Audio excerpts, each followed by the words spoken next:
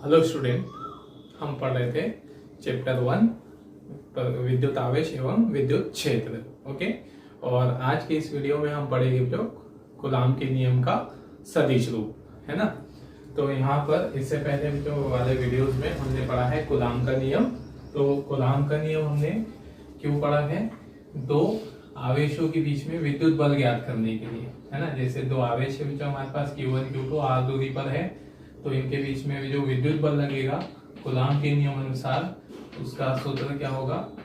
ये 1/4πε0 Q1 Q2 r²।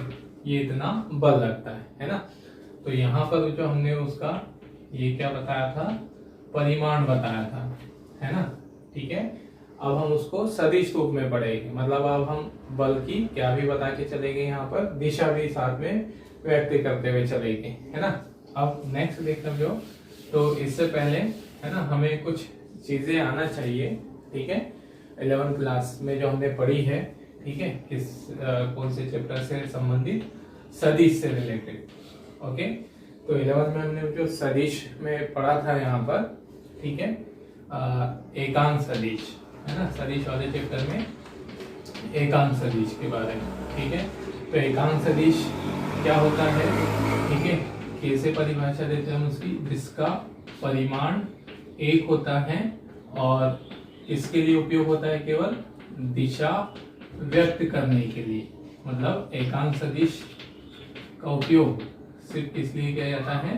किसी सदिश की दिशा व्यक्त करने के लिए, और इसका परिमाण संख्यात्मक मान एक होता है ना। और इसे हम किससे दर्शाते हैं? ये कैप के चिन्ह से। हालांकि बेटे हमने 11 में पढ़ा है, लेकिन हमें यहाँ पर इस सदिश रूप को समझने के लिए इन चीजों की आवश्यकता होगी, है ना। इसलिए हम इसको एक बार थोड़ा सा रिपीट कर ले रहे हैं, है ना, रिकॉल कर ले रहे हैं। ओके, तो ये एकांक सदिश जो है ना, और एकांक सदिश का जो समीकरण है, मतलब जैसे उदाहरण के लिए हमारे पास कोई सदिश v है जो, है ना।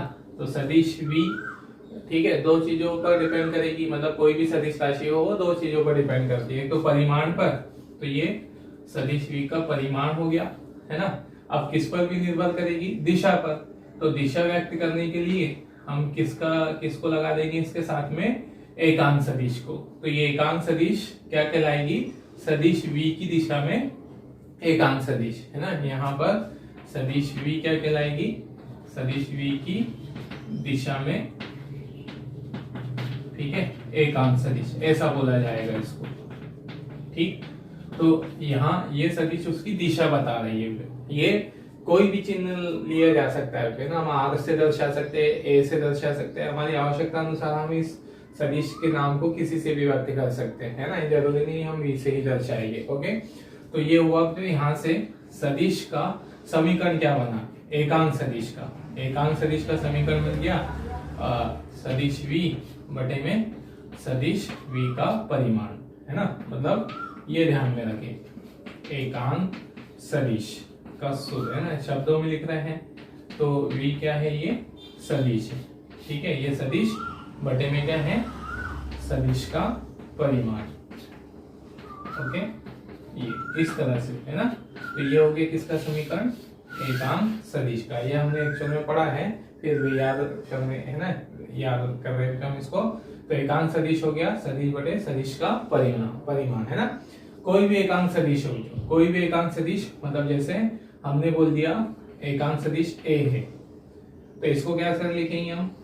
सदिश a बटे में सदिश a का परिमाण, है ना। या फिर कोई एकांक सदिश ऐसी है, हमने उसका नाम r12 दिया है। ओके, तो फिर यहाँ पर एकांक सदिश r12 है, तो फिर इसको क्या लिखेंगे? सदिश r12 बटे में सदिश r12 का परिमाण, है ना। ये ऐसा लिखा जाएगा एकांक सदिश को लिखने का तरीका, ठीक है। तो ये थी जो एकांक सदिश जिसका परिमाण है और दिशा व्यक्त करने के लिए इसका उपयोग होता है। जैसे उदाहरण के लिए, है ना, मतलब हम कोई सदिश राशि बताना चाह रहे हो, एग्जाम्पल के लिए हम ऐसे कोई वस्तु है ना, और इस वस्तु पर क्या लग रहा है? एक बल लग रहा है। हमने कहा 5 न्यूटन बल लग रहा है, किधर की ओर? एक्स दिशा में, है ना। एक्स दिशा में 5 न्यूटन का बल लग रहा है। तो हम यहाँ पर वस्तु पर बल कैसे दर्शाएंगे? बल कैसे दर्शाएंगे? उस पे उसका परिमाण 5 न्यूटन, है ना। पर बल बताना है हमको, तो हमने कहा बल है 5 न्यूटन। दिशा हम क्या लिखेंगे, शब्दों में भी लिख सकते हैं, x अक्ष की और धनात्मक x अक्ष की ओर। अब ये शब्दों में लिखने का तरीका जो हर जगह एप्लीकेबल नहीं होता, जब हम बड़े बड़े गणितीय समीकरण पढ़ते हैं तो वहां पर फिर ये शब्दों में दिशा व्यक्त करना हमारे लिए असुविधा होती है। तो फिर हमने यहाँ पर क्या किया, है ना, एक चिन्ह उपयोग कर लिया, 5 न्यूटन।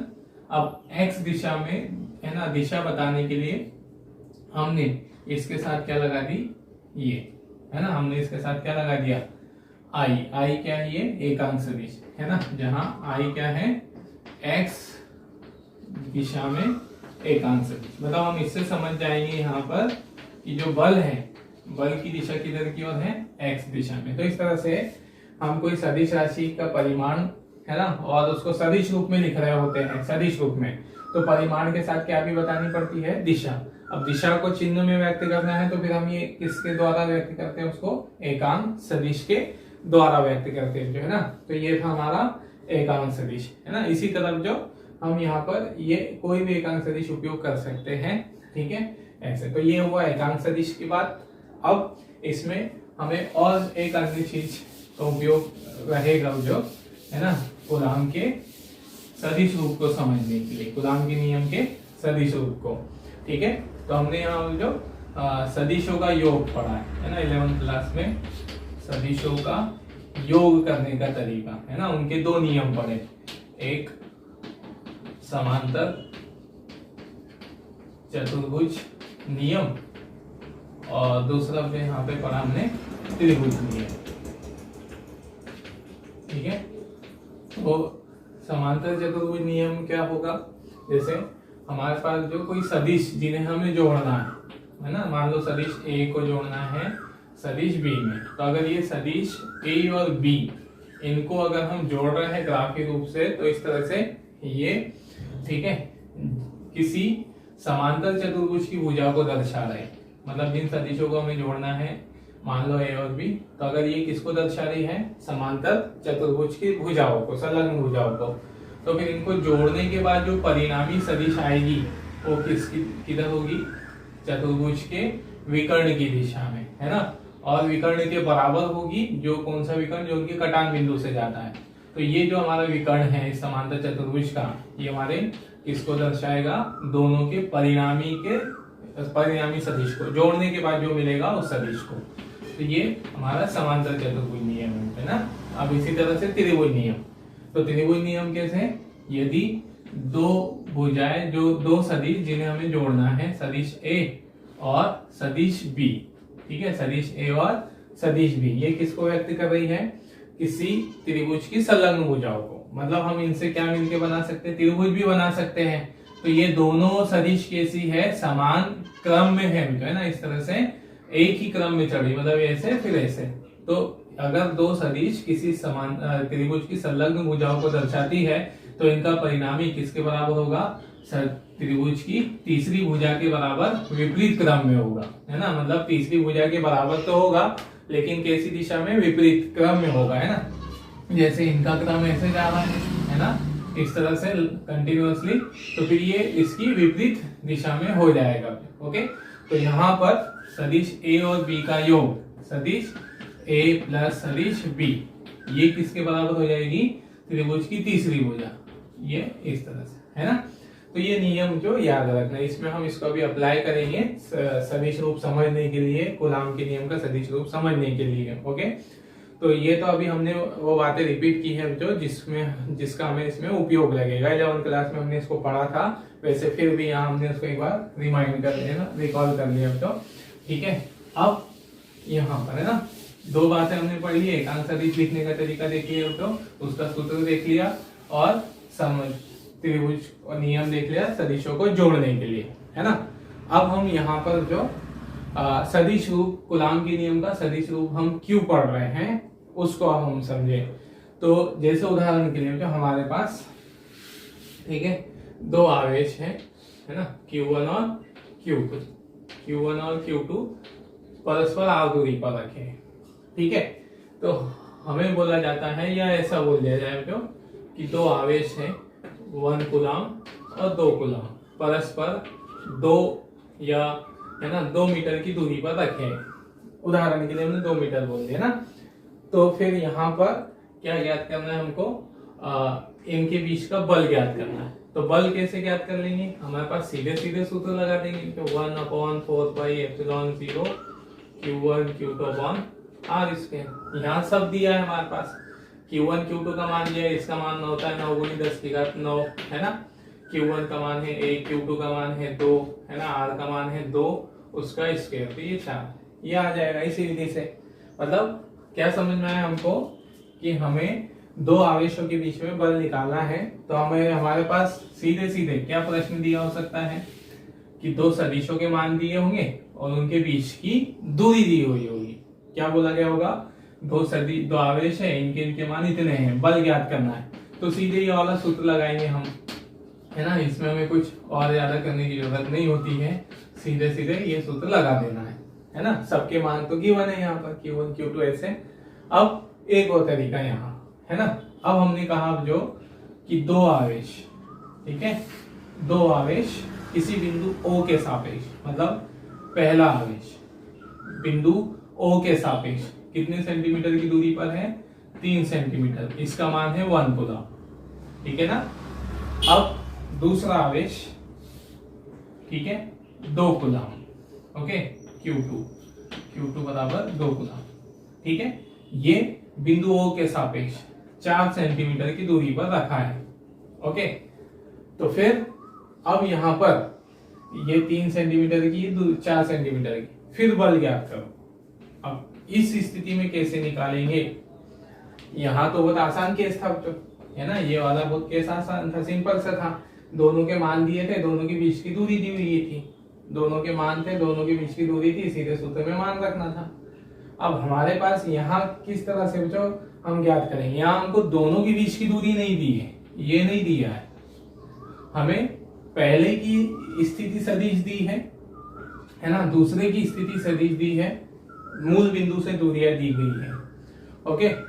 और अब हमें बल निकालना, तो फिर इस स्थिति में क्या करेंगे, तो यही वाली स्थिति को सिंप्लीफाई करने के लिए है ना, जब स्थिति या सदिश दी हो आवेशों के एक ही तरह की, मतलब डायरेक्ट उनके बीच की दूरी नहीं दी हो, स्थिति सदिश दी हो, तो उस केस में हम किसका उपयोग कर सकते हैं बल निकालने के लिए, कूलाम के नियम का सदिश रूप का हम उपयोग कर सकते हैं। जो आया समझ में, मतलब कूलाम के नियम का सदिश रूप देखने का मुख्य कारण हमारा यह है, तो पहले तो हम बलों की दिशा व्यक्त करना सीखेंगे, किस तरह से दिशा बताएगी, प्लस फिर उसके बाद जो हमारे पास एक समीकरण निकल कर आएगा जो इस स्थिति में बल ज्ञात करने के लिए उपयोगी होगा, कि हमें पहले आवेश की दूरी मूल बिंदु से दूरी है, दूसरे आवेश की मूल बिंदु से दूरी है, बीच की दूरी नहीं दी है, तो फिर वहां पर हम इससे जो सूत्र निकलेगा उसका उपयोग करेंगे, ठीक है। तो ये था जो कूलाम के नियम का, है ना, सदिश रूप पढ़ने का रीजन कि हम क्यों पढ़ने जा रहे हैं, ओके। अब यहाँ देखें, सबसे पहले तो एक बात ध्यान रख रहे कि जो आवेश है जो यहाँ, ठीक है, ये ठीक जो भी आवेश है धन या ऋण, इनके बीच में बल लगता है। अब बल कैसे लगता है, तो ये बल सदैव जो है ना, जो हमारा विद्युत बल है, ठीक है, विद्युत बल कैसा बल है, केंद्रीय बल है। विद्युत बल की एक विशेषता ध्यान रखें, केंद्रीय बल। केंद्रीय बल मतलब जो केंद्र से उत्पन्न होता है, तो जैसे धन आवेश है, ऋण आवेश, तो ये धन आवेश और ऋण आवेश के केंद्र को मिलाने वाली रेखा के अनुदिश लगेगा। मतलब विद्युत बल कैसे लगेगा, हमको मालूम है, ये इस पे बल लगा रहा है, ये इस पे बल लगा रहा है, कैसे लगेगा, तो उनके केंद्र को मिलाने वाली रेखा के अनुदिश। तो ये इसको इधर आकर्षित कर रहा होगा, धन को ऋण, ये ऋण को धन इधर आकर्षित, तो ये बल इस तरह से लगेगा। आया समझ में, ये बात ध्यान रखें कि दोनों आवेशों के मध्य लगने वाला बल कैसा बल है, केंद्रीय बल, मतलब केंद्र को मिलाने वाली रेखाओं के अनुदिश लगेगा, ठीक है। तो ये है ना, अब इस तरह से हमने यहाँ पर बोल दिया, एक आवेश ये है, तो धन आवेश उस पर कैसे बल लगाएगा, तो उसके केंद्र को मिलाने वाली रेखा के अनुदिश, ओके।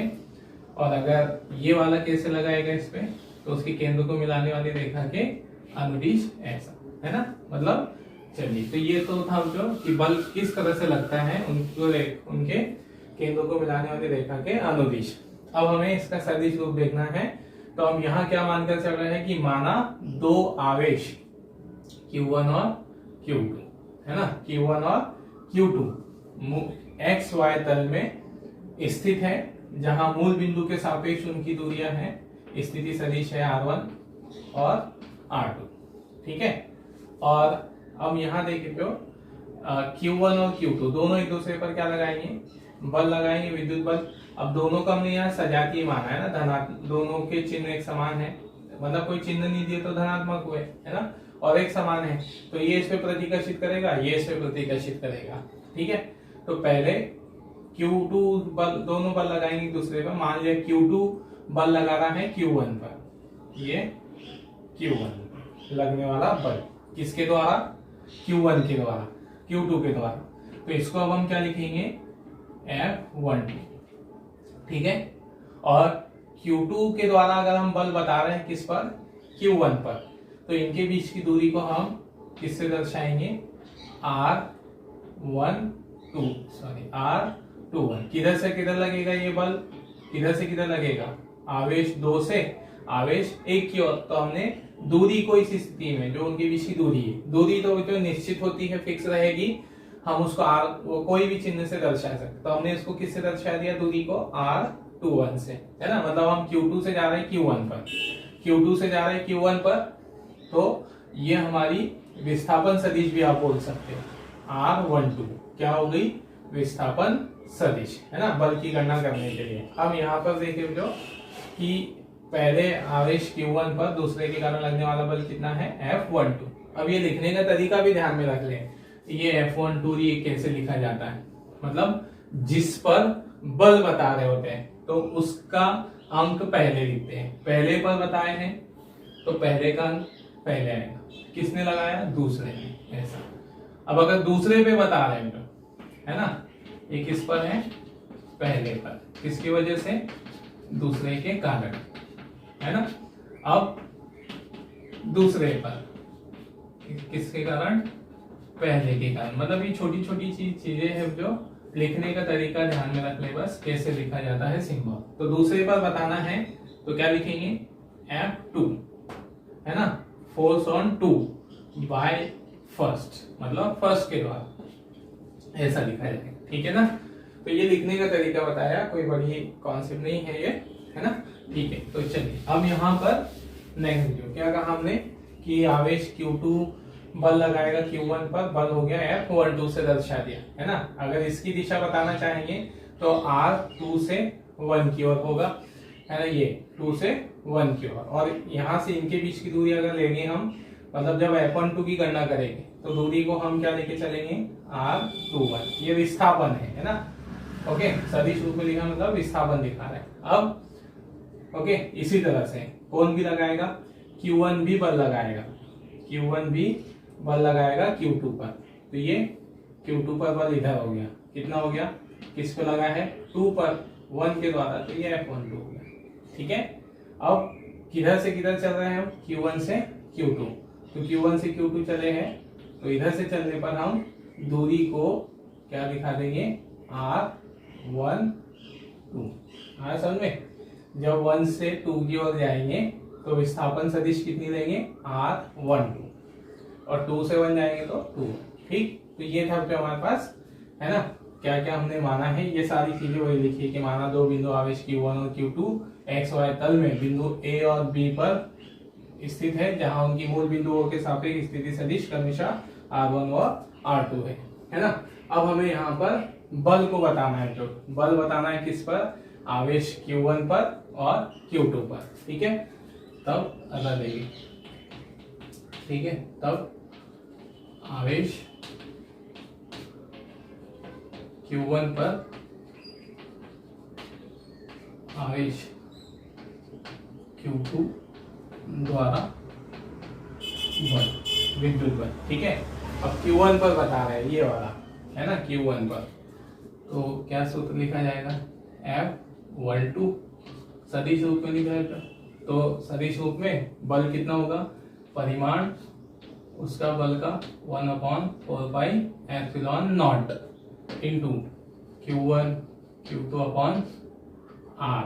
अब R स्क्वायर सूत्र जो पढ़ा तो हमने वो R स्क्वायर पढ़ा, जहां R1 स्क्वायर क्या होती है, दूरी को बताती है ना, दोनों आवेशों के बीच की दूरी। तो यहाँ दूरी हम क्या ले रहे हैं, किससे दर्शा रहे हैं, दोनों के बीच की दूरी। तो जब हम किधर से किधर जा रहे हैं, है ना, हम किधर जा रहे हैं, टू, बल किस पर निकाल रहे हैं, 1 पर। तो 2 से 1 की ओर चल रहे हैं, 2 से 1 की ओर। तो हम दूरी का चिन्ह हमने किससे दर्शाया है, विस्थापन किससे दर्शाया है, R21 से, और हमें दूरी चाहिए। तो हम यहाँ इसे R21 सदिश R21 का स्केल देखेंगे। ओके, मतलब है ना, ये R21 का हम परिमाण लेंगे। क्या लेंगे, उसका परिमाण। ओके, तो परिमाण लेने के लिए हमने उसको मॉड में लिखा है। ठीक है, अब इसकी ये तो हो गया परिमाण बल का, है ना। अब सदिश रूप में लिख रहे हैं, तो सदिश रूप में लिखने के लिए दिशा भी बतानी पड़ेगी, और दिशा बताने के लिए हम किसका उपयोग करते हैं, एकांक सदिश का। तो यहां हम एकांक सदिश, ठीक है, R से बता रहे। अब इस बल की दिशा किधर है, समझना, बल की दिशा किधर है, 1 2, ये 1 2 की दिशा किधर है, आवेश 2 से 1 की ओर। तो एकांक सदिश को हमने क्या लिख दिया, R21। ओके, ये जो R21 क्या बता रही हमको, इस 1 2 की दिशा, इस 1 2 की दिशा किधर से किधर है, किधर से किधर है, आवेश 2 से 1 की ओर।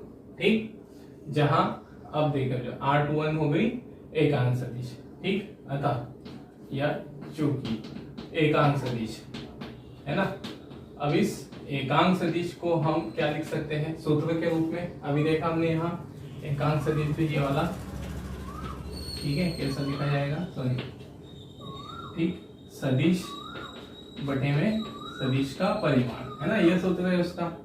तो R12 को हम क्या लिख सकते हैं, R12, तो R21 है ना, R21, इसको क्या लिखा जाएगा, सदिश R21, ठीक, बटे में सदिश A का परिमाण।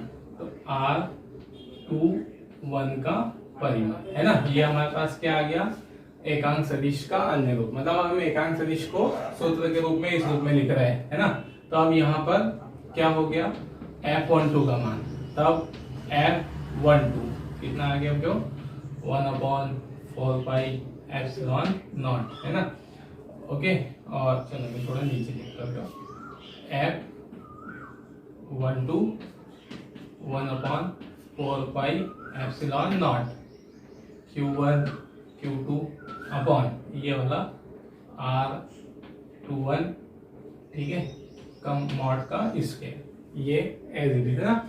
अब ये R21 का मान रख रहे हैं इस जगह, है ना। तो R21 को हम क्या लिख सकते हैं, तो ठीक है, ये R21 सदिश बटे में सदिश R21 का परिमाण, ठीक है, ये आ गया, है ना।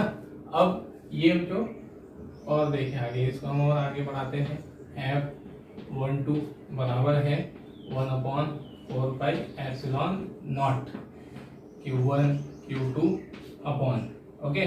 अब ये देखिए, ये जो दोनों पद है, R21 का मॉड, R21 का मॉड, ये परिमाण है, केवल परिमाण मतलब संख्यात्मक मान है, तो इनका तो गुणा हो जाएगा डायरेक्ट। तो गुणा हो जाएगा तो 20 की घात कितनी हो जाएगी, R21 की घात 3, ये हो गई, है ना। अब यहाँ क्या बचा, सदिश R21, ठीक है। ये मतलब हमारे पास एक समीकरण ये आया, मतलब सदिश रूप में बताने का एक समीकरण ये आया, है ना। अब और जो इस R21 का मान अगर हम और निकाल कर रख दें, चलिए R21 का मान हम निकाल लेते हैं यहाँ पर, ठीक है। चित्र से समकोण हमारे पास त्रिभुज बन गया ना, ठीक है। तो समकोण, सॉरी, त्रिभुज, चित्र में त्रिभुज OAB में, है ना, त्रिभुज नियम से सदिश योग का क्या लगा रहे हैं हम, त्रिभुज नियम से, ठीक है ना। तो R21 का मान निकालना है, R21 का मान। चलो मैं इसको इधर ड्रॉ करके दिखा देता हूँ ताकि आसानी से समझ में आ जाए। है ना, इस वाले को। तो ये हो गई हमारी किसका मान, ठीक है, ये हो गया हमारे पास R1, ये हो गई R2, है ना। और कौन से सदिश को देखना है हमको, केवल R21 को, अभी इसको नहीं देखना है। ओके, तो R21 इधर है, ये R21, ठीक, मतलब ये क्या है हमारे पास, उसकी सदिश है ना, या इसको एकांक सदिश या विस्थापन सदिश बोल सकते हैं। अब ये हमने बोला त्रिभुजों के नाम दिए। इस त्रिभुज में त्रिभुज नियम लगाना है सदिश योग का, तो हमको त्रिभुज नियम पता है सदिश योग का, दो कर्मागत, है ना, अब भुजाओं का योग तीसरी भुजा के बराबर होगा। तो दो कर्मागत भुजाएं कौन कौन सी हो गई यहाँ पे, कर्मागत जो समान क्रम में चल रही है, जो कौन हो गई, R2 प्लस, है ना, R2 प्लस R21 प्लस, है ना, ये दो कर्मागत कौन सी दिख रही है, जो समान क्रम में है, लगातार जो चल रही है, ये वाली है, ऐसे, है ना। तो R2 प्लस R21, ठीक है ना, किसके बराबर होगी, तीसरी भुजा। तीसरी भुजा कौन है, R1, ठीक है। अब हमें यहाँ पर तीसरी भुजा जो विपरीत क्रम में, इसके बराबर हो जाएगी। अब हमें R21 का मान निकालना था, तो R21 सदिश R21 किसके बराबर हो गई, सदिश R1 माइनस सदिश R2, ओके। ये तो इस समीकरण में यहाँ पर, ओके, अगर आप इनको समीकरण नंबर देना चाहते हो तो दे सकते हो। इसको 1 दे दो, है ना, इसको 2 दे दो, ठीक है। अब समीकरण 2 में आसानी के लिए समीकरण नंबर देते जाएंगे, तो समीकरण 2 से, ठीक है। फिर समीकरण 2 है हमारे पास F12 बराबर 1/4πε0 Q1 Q2 अपॉन, ठीक है, R21, है ना, R21 का मान कितना हो गया हमारे पास, ये R1 माइनस सदिश R1 माइनस सदिश R2, है ना, और उसकी क्या है यहाँ पर, ठीक है, उसकी घात है जो ये वाला यहाँ रखा है ना, ये यहाँ, तो इसकी घात कितनी हो गई है, 3, ठीक है, गुणा में। अब यहाँ पर R21, तो R21 का मान कितना हो गया, R2, ये 1 का मान क्या लिखेंगे, R1 माइनस R2, ठीक है ना। ये आ गया हमारे पास सदिश रूप में, है ना। अब इस रूप में, मतलब जैसा अभी मैंने एग्जांपल बताया था आपको कि, है ना, हमारे पास दो स्थितियां में दिया जा सकता है, जैसे आवेश Q1 Q2 ऐसा बोल दिया गया कि मूल बिंदु से ये 4 सेंटीमीटर पे है, ये 3 सेंटीमीटर पे है, ये 1 कूलाम आवेश, है ना, और ये Q2 का मान 2 कूलाम आवेश। तो फिर यहाँ पर बल कितना लगेगा, तो अब कहाँ से निकाल लेंगे, है ना। पहले 2 केस में बताया था सूत्र का उपयोग कैसे करना है। एक तो दोनों के बीच की दूरी डायरेक्ट दी होगी, Q1 और Q2 के बीच की डायरेक्ट दूरी दी होगी, तो सीधे सीधे ये रूप लगा देना है 1/4πε0 Q1 Q2 अपॉन R इसके, है ना। अब इस रूप में दिया है कि Q1 किसी मूल बिंदु से R1 मतलब इतनी दूरी पर है, R2 इतनी दूरी पर है, तो उनके बीच बल कितना आएगा। अब यहाँ किसका उपयोग करेंगे, तो यहाँ हम ये वाले समीकरण का उपयोग करेंगे, इस रूप वाले का, इसका उपयोग करना है ना। R1 R2 के मान दिए हमारे पास, परिमाण निकाल लेना है। R1 मतलब जैसे 4 माइनस 3 1 हो गया। फिर यहाँ सदिश R1 में से माइनस कर देंगे सदिश R2 को, और ये फिर वो माइनस करने के लिए हमारे पास उसके दूसरे समीकरण होते हैं वो लगाएंगे, है ना। तो इस तरह से तो यहाँ पर हमारे पास क्या आ जाएगा, ठीक है, ये दोनों के बीच में लगने वाला बल। तो ये आया F12 का मान, है ना, F12 का मान। फिर इसी तरह से इसका मान निकालेंगे, ठीक है, इसी प्रकार, ठीक है, यहां लिख देता हूं मैं इसको, इसी प्रकार आवेश Q2 पर आवेश Q1 द्वारा बल, है ना। ठीक है, मतलब अब पहले हमने Q1 पर निकाला, अब Q2 पर। तो अब समीकरण क्या बनेगा, ये वाला जो F21 ये आ गया, है ना, परिमाण 1/4πε0 Q1 Q2। ठीक है, अब दूरी इनके बीच की, है ना। तो अब हम किस पे बल बता रहे हैं, Q2 पर। किस पे बल दिखाया जा रहा है, Q2 पर। किसके द्वारा, Q1 के द्वारा। मतलब हम Q1 से Q2 जा रहे हैं, Q1 से Q2। तो यहाँ दूरी को किससे दर्शाएंगे इस बार, R12 से, है ना। ठीक है, एक्चुअल में जो ये परिमाण है, आप उसको R21 लिखो या R12 लिखो, उससे कोई फर्क नहीं पड़ता। मतलब यहाँ हमें कंफ्यूजन हो सकता है, इधर से बल लगा रहे तो R21 क्यों लिख रहे हैं, इधर से बल लगा रहे तो R12 क्यों लिख रहे हैं। वास्तव में दोनों दूरी तो बराबर है, उसका परिमाण ही लिखना है हमको, परिमाण का स्क्वायर कर रहे हैं हम, परिमाण तो सेम है। तो इससे कोई फर्क नहीं पड़ेगा कि आप उसको इधर से दर्शा रहे हो या इधर से दर्शा रहे हो। ठीक है ना। तो चलिए यहाँ पर कितना हो गया, दूरी को किससे दर्शा रहे हैं हम, Q1 से इधर आ रहा है तो R12 का स्क्वायर। ठीक है, और अब ये तो हो गया उसका परिमाण, है ना, बल का परिमाण हो गया इतना। लेकिन हम सदिश रूप में दिखा रहे हैं, तो सदिश रूप में दिखाने के लिए हम साथ में दिशा भी लिखते हैं परिमाण के साथ साथ। तो दिशा हम यहाँ पर किससे दर्शा देंगे, एकांक सदिश से। ओके, तो ये एकांक सदिश है हमारे पास।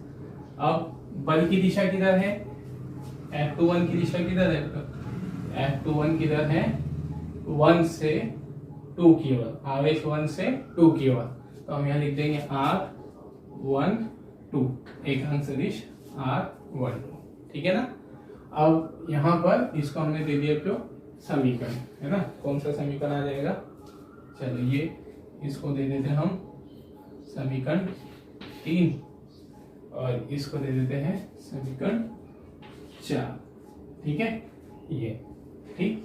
अब नेक्स्ट जो यहाँ इसी तरह यहाँ किसका मान भी रखोगे, R12 का, जैसे इसमें बिल्कुल वैसे ही निकालेंगे, सदिश का मान रखते चलेंगे सब।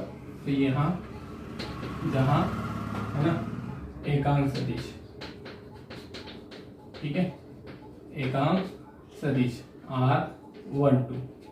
ठीक, क्या लिखेंगे इसको, सूत्र पता है ना, R एकांक सदिश का सूत्र मालूम है, तो ये सदिश बटे में सदिश का परिमाण। ठीक है, ये तो सदिश कौन है यहाँ पर, R12, सदिश R12 बटे में सदिश R12 का परिमाण, है ना, ये आ गया। अब ये मान रख दोगे तब बल का सूत्र कितना बनेगा, बल F बराबर, है ना, F बराबर हो जाए F21 निकाले ना, F21 1/4πε0। ठीक है, 1/4πε0 बोलो या एप्सिलॉन नॉट पढ़ जाते हैं ना, दोनों पढ़ा जाता है। ठीक है, फिर कहाँ मान रखना है, Q1 Q2 R12 और उसका स्क्वायर है ना। और फिर सदिश R12 को हम क्या, एकांक सदिश R12 को क्या लिख रहे हैं, सदिश R12 बटे में सदिश R12 का परिमाण। ठीक है, ये इस स्थान पर एकांक सदिश का मान रख दिया हमने, है ना। फिर नेक्स्ट जो F21 कितना जाएगा, 1/4πε0 Q1 Q2। अब इधर देखो बटे में R12 का स्क्वायर है, ये परिमाण है, और ये R12 है, दोनों का मल्टीप्लाई होगा तो यहाँ R12 की घात 3 हो जाएगी, है ना, ये परिमाण है केवल। ओके, फिर यहाँ बच जाएगा सदिश R12। ठीक है, ये हमारे पास सदिश R12 आ गया। इसको हमने एक समीकरण इसको भी दे दिया। ओके, चलो इसको भी यहाँ पर एक समीकरण दे देते हैं 5, सदिश समीकरण 5। ठीक है, अब जैसे हमने इसको लिखा है तो यहाँ पर, है ना, ये R12 का मान कहाँ से निकालेंगे हम, त्रिभुज नियम से, जैसे इसमें भी निकाला बिल्कुल वैसे ही, है ना। अतः त्रिभुज ओ ए बी में, ओ ए बी में त्रिभुज नियम से, है ना।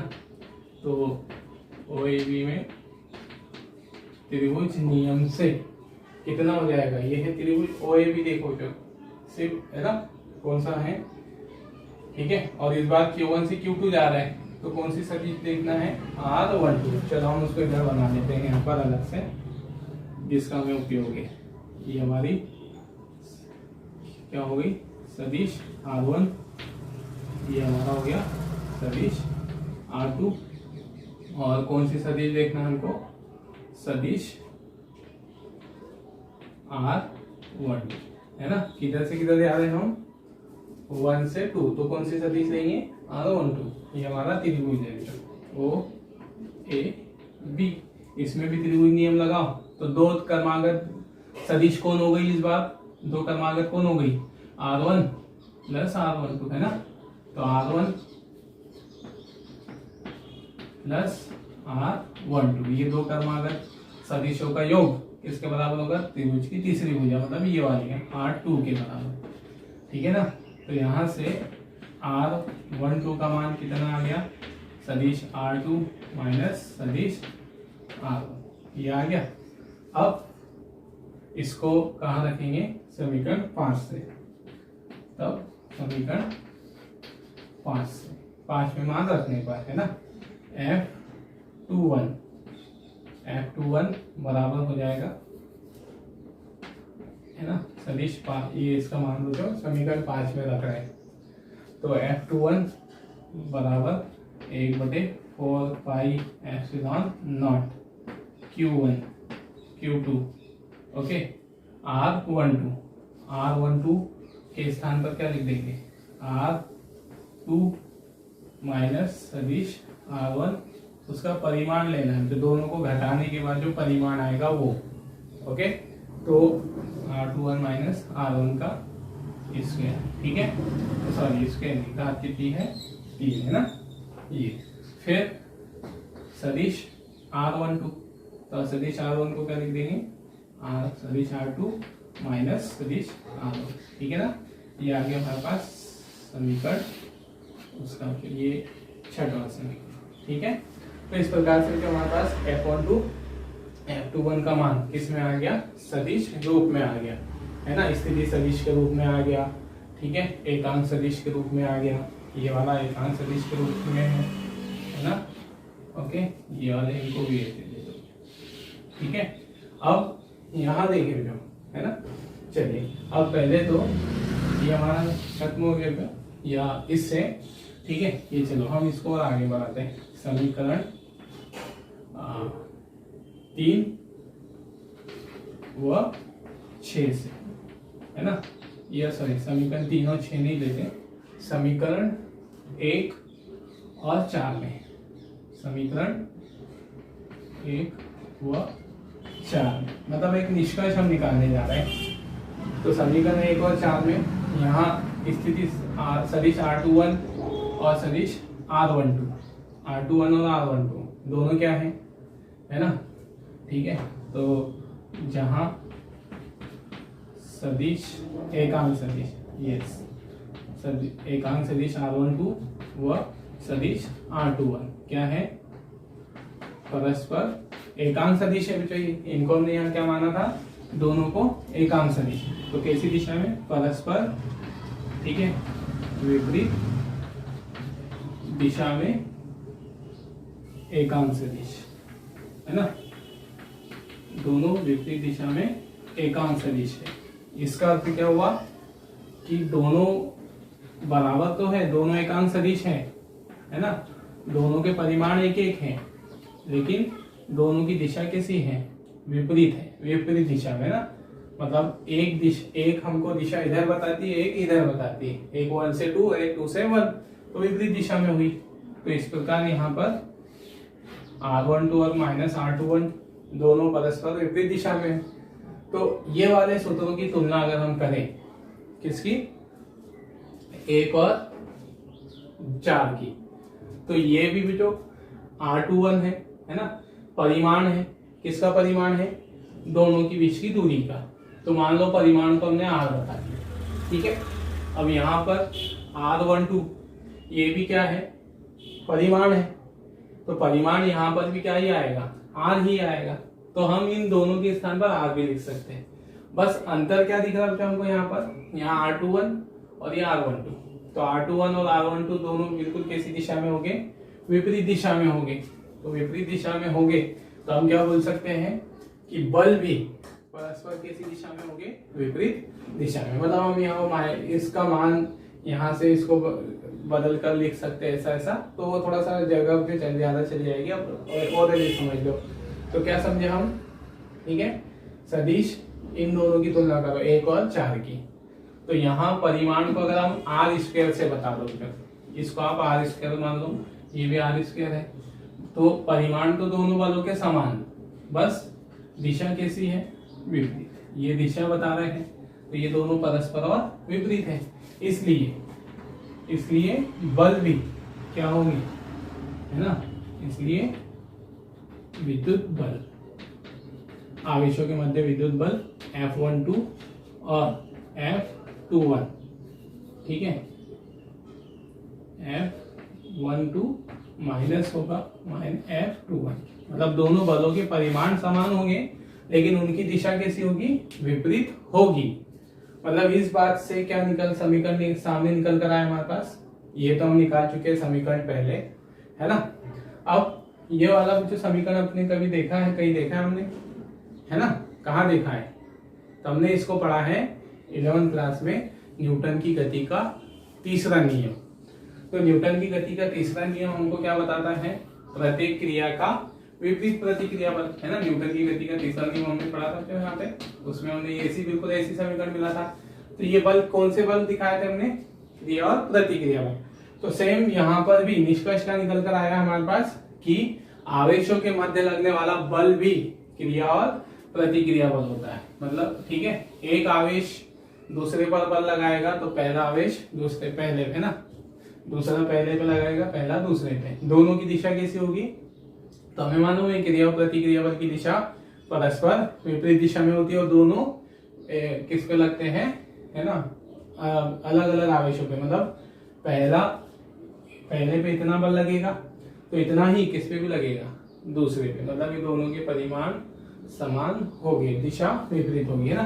तो ये था जो हमारे पास कूलॉम का नियम की सदिश रूप उपयोग कहाँ करना है, समझ में आया, है ना। इसमें मुझे एक चीज ध्यान रखना, है ना, जैसे हमने अभी ये समीकरण निकाले हैं तो हमको ये समीकरण बराबर समझते आए हैं, लेकिन मान लो हमें इस समीकरण को कहीं, है ना, क्वेश्चन में उपयोग करना है, तो फिर यहाँ हमें कंफ्यूजन रहता है इसे याद करने में, याद रखने में, कि यहाँ R1 में से माइनस हुआ होगा R2 या R2 माइनस हुआ होगा R1, है ना। जैसे एक में यहाँ R1 माइनस R2 हो रहा है, दूसरे में R2 माइनस R1 हो रहा है, तो यहाँ हम कंफ्यूज हो जाते हैं, कैसे याद रखें इसको।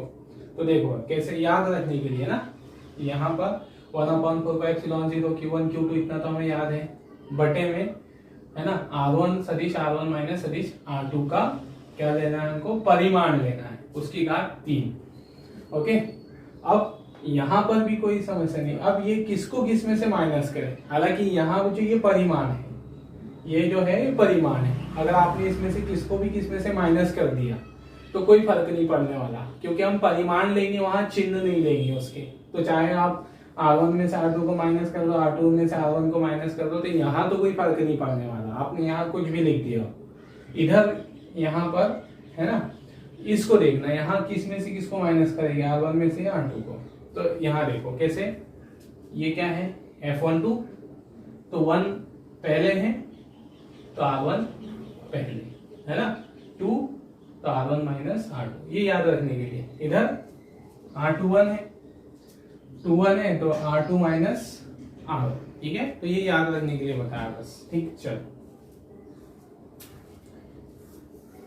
ओके, तो अब इसमें जो हम देखते हैं अध्यारोपण का सिद्धांत, है ना, या अनेक आवेशों के मध्य लगने वाला विद्युत बल, है ना। जैसे अभी तक जो हमने विद्युत बल की गणना करना सीखा था केवल 2 आवेशों के बीच में, जैसे हमारे पास 2 आवेश दिए हैं Q1 और Q2, है ना। तो इनके बीच में अगर हमें बल निकालना हो तो हम सीधे सीधे ये सूत्र लगाकर बल की गणना कर लेते हैं, है ना।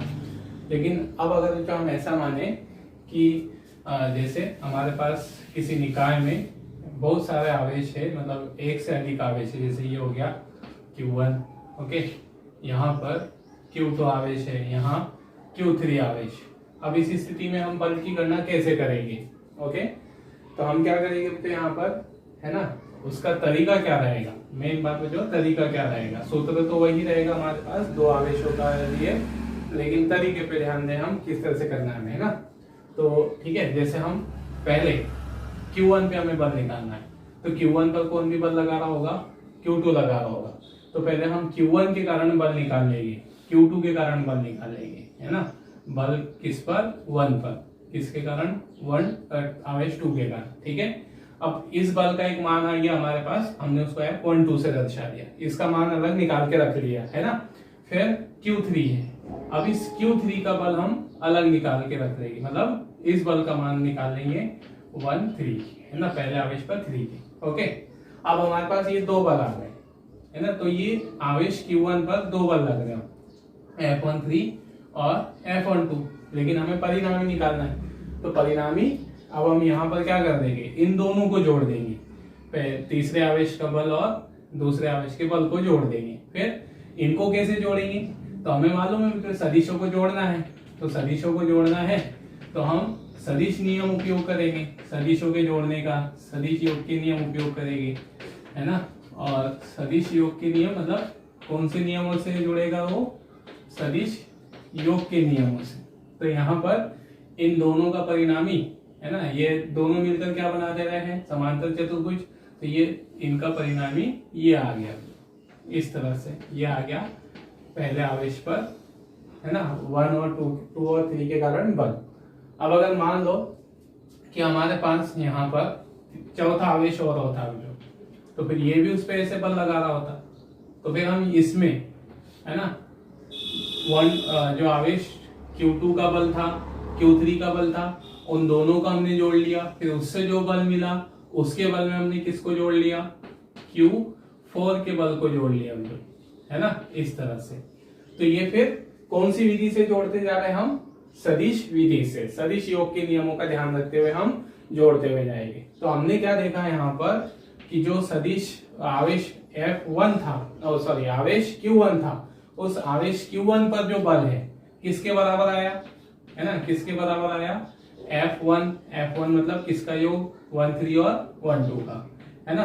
तो हमने इन बलों को 1 2 फिर F21 इनको सदिश विधि से जोड़ लिया, सॉरी F13 इनको किससे जोड़ लिया, सदिश विधि से, ठीक है। फिर उसमें किसको जोड़ दिया, अगले आवेश के बल को, ठीक है। फिर और अगर हमारे पास अगला आवेश होता तो उसके बल को भी हम जोड़ते जाते, कौन सी विधि से जोड़ते जाते, सदिश विधि से।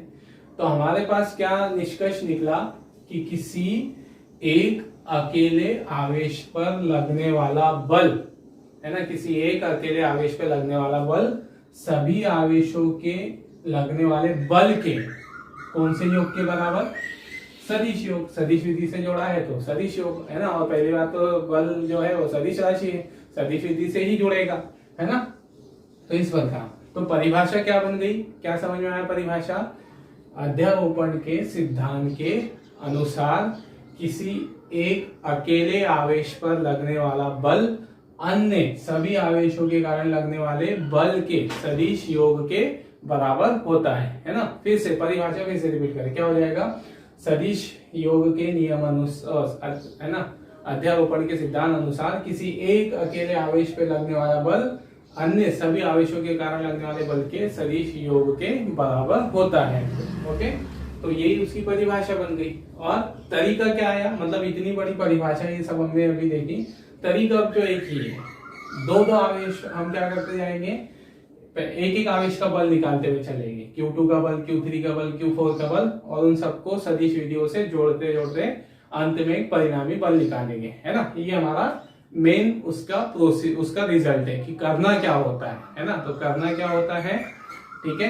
एक एक आवेश के बल को जोड़ते हुए जाना है और अंत में सभी को सदिश विधि से जोड़ देना है। ठीक है, चलिए तो ये तो होगी परिभाषा समझ में आ गई। तो यहाँ पर ये हमने सब वही लिखा है, अध्यारोपण के सिद्धांत के अनुसार किसी अकेले आवेश पर अन्य आवेशों के कारण लगने वाला बल विद्युत बल प्रत्येक आवेश पर के द्वारा लगने वाले बलों के सदिश योग के बराबर होता है ना। अब हम इसका एक समीकरण बनाते हैं जो, ठीक है, इसको थोड़ा सा सिस्टमैटिकली समीकरण के रूप में दर्शाते हैं।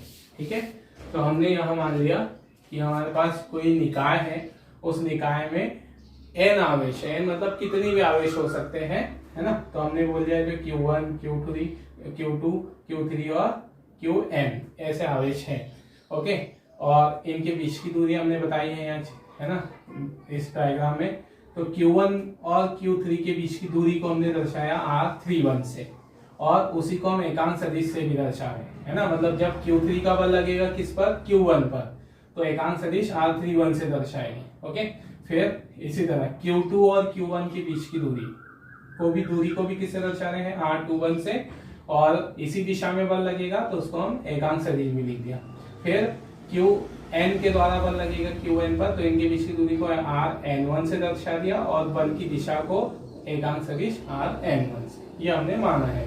ओके, तब हमें किस पर बल निकालना है, अगर हमें आवेश Q1 पर बल की गणना करनी है। ठीक है, तब उसी को देख सकते हम, आवेश Q1 पर परिणामी विद्युत बल। ठीक है ना। अब हमें आवेश Q1 पर अन्य आवेशों का बल देखना है, तो क्या हो जाएगा, आवेश Q1 पर जो बल है उसको हमने F1 से दर्शाया है ना। आवेश Q1 पर जो बल लगेगा F1 से दर्शाया है। ठीक है, अब यहाँ पर कैसे कैसे निकालेंगे हम उस पे, तो उस पर बल कौन कौन लगा रहा है, तो ठीक है, आवेश Q1 पर, यदि आवेश Q1 पर, ठीक है, चलिए हम इसमें एक और लाइन लिख देते हैं, तो है ना, एक और बात मान लीजिए, यदि आवेश Q1 पर अन्य आवेशों के कारण लगने वाले बल, ठीक है, F12, F13, ठीक है, ऐसे F1n है ना, ऐसे बल चलते चलेंगे कहाँ तक, F1n तक। तब ठीक है, आवेश Q1 पर परिणामी बल, है ना। अब हमने इनके बलों को मान लिया, हमने F1, F2 इस तरह से मान लिया, है ना।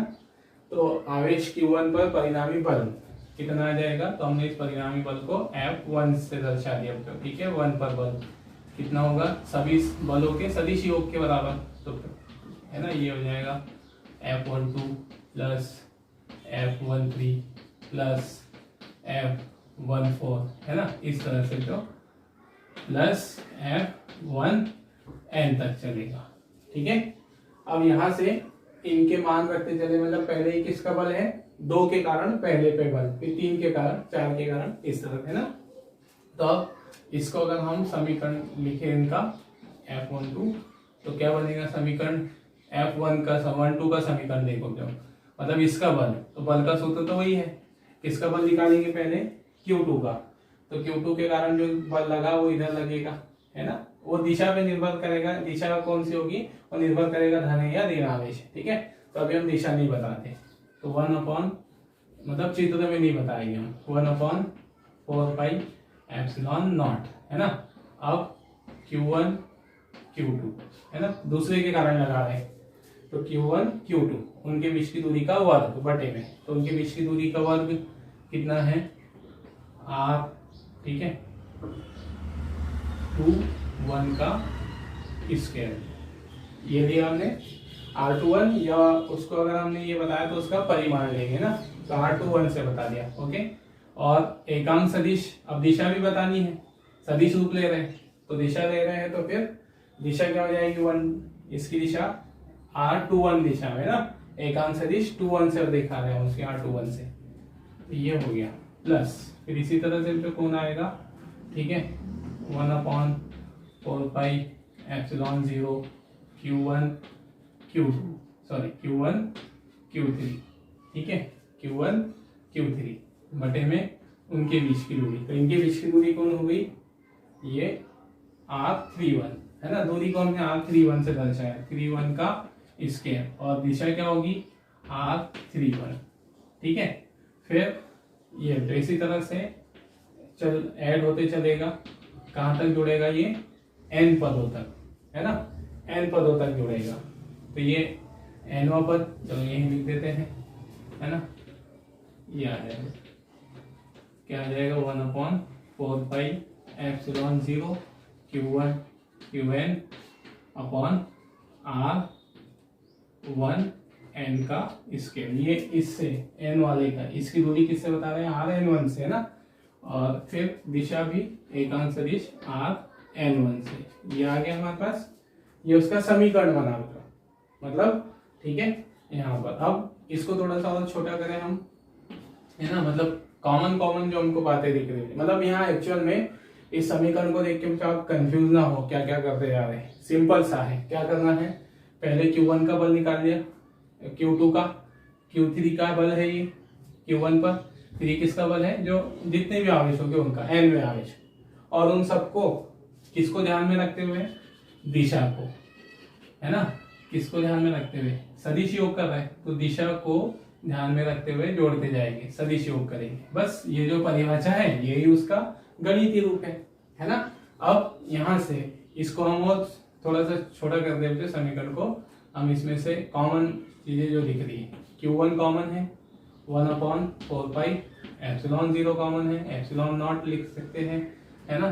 तो फिर यहाँ क्या बचेगा, Q2 अपॉन में R21 का स्क्वायर, है ना, अरे R21, ठीक है। अब यहाँ से चलो ये कितना हो गया हमारे पास, R21 एक आंसर। फिर इसी तरह यहाँ क्या बच गया, Q3 बटे में R31 स्क्वायर, है ना, और एकांक सदिश R31, ठीक है।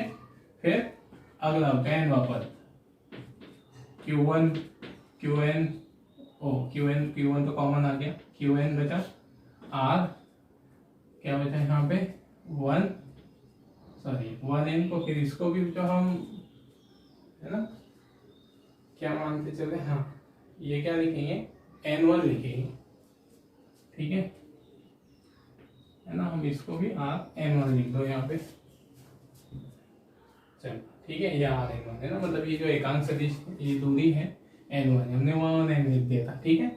अब यहाँ पर कितना हो गया, ये Rn1 स्क्वायर एकांक सदिश Rn1, ये आ गया, ठीक है।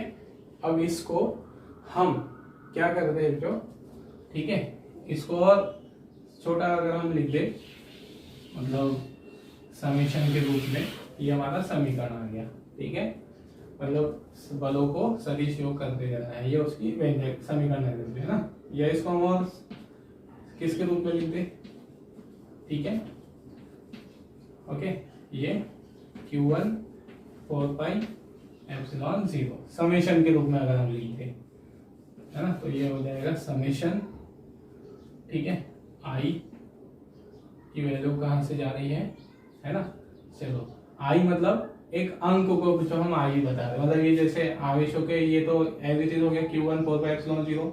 अब इन पूरे पदों को इतना जोड़ के ना लिखते हुए दिखाने के लिए, इन पूरे को योग को दर्शाने के लिए हमने समेशन से दर्शा दिया। तो समेशन में जो कहां से कहां तक जोड़ते आना है, Q2 का कौन से अंक से, 2 से 3 कहां तक, n तक। तो आई का मान कहां से जा रहा है, 2 तक, मतलब हमने यहाँ 2 को क्या मान लिया, आई। फिर उसके बाद 2 के बाद और अंक बढ़ेगा 3, है ना, तो आई का मान कहां तक जाएगा, n तक, ओके।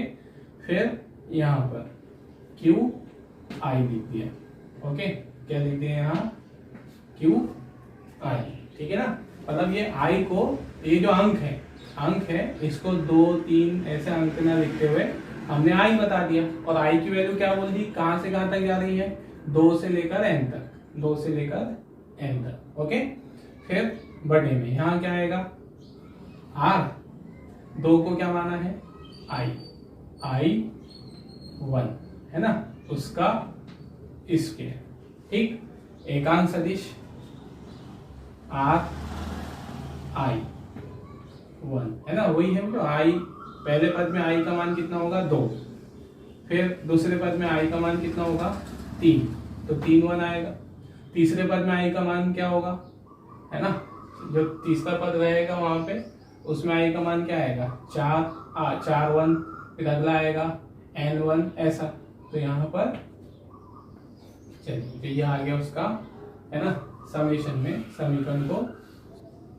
ओके, तो ये आ गया तो उसका, है ना, समीकरण समेशन के रूप में। ठीक है, अब नेक्स्ट जो अगर हम इसे स्थिति सदिश के रूप में भी लिखना चाहें तो स्थिति सदिश के रूप में क्या आ जाएगा, जैसे मान लो जो हमारे पास ऐसा दिया है कि ये जो आवेश है Q1 Q2 और Q3 है ना, इनके किसी मूल बिंदु O के सापेक्ष स्थिति सदिश, इसकी सदिश R1 है ना, इसकी स्थिति सदिश R2, ठीक है, इसकी स्थिति सदिश R3 और ये स्थिति सदिश Rn। इस तरह से स्थिति सदिश के रूप में अगर हमारे पास दिया है तो इस समीकरण को स्थिति सदिश के रूप में कैसे लिखेंगे।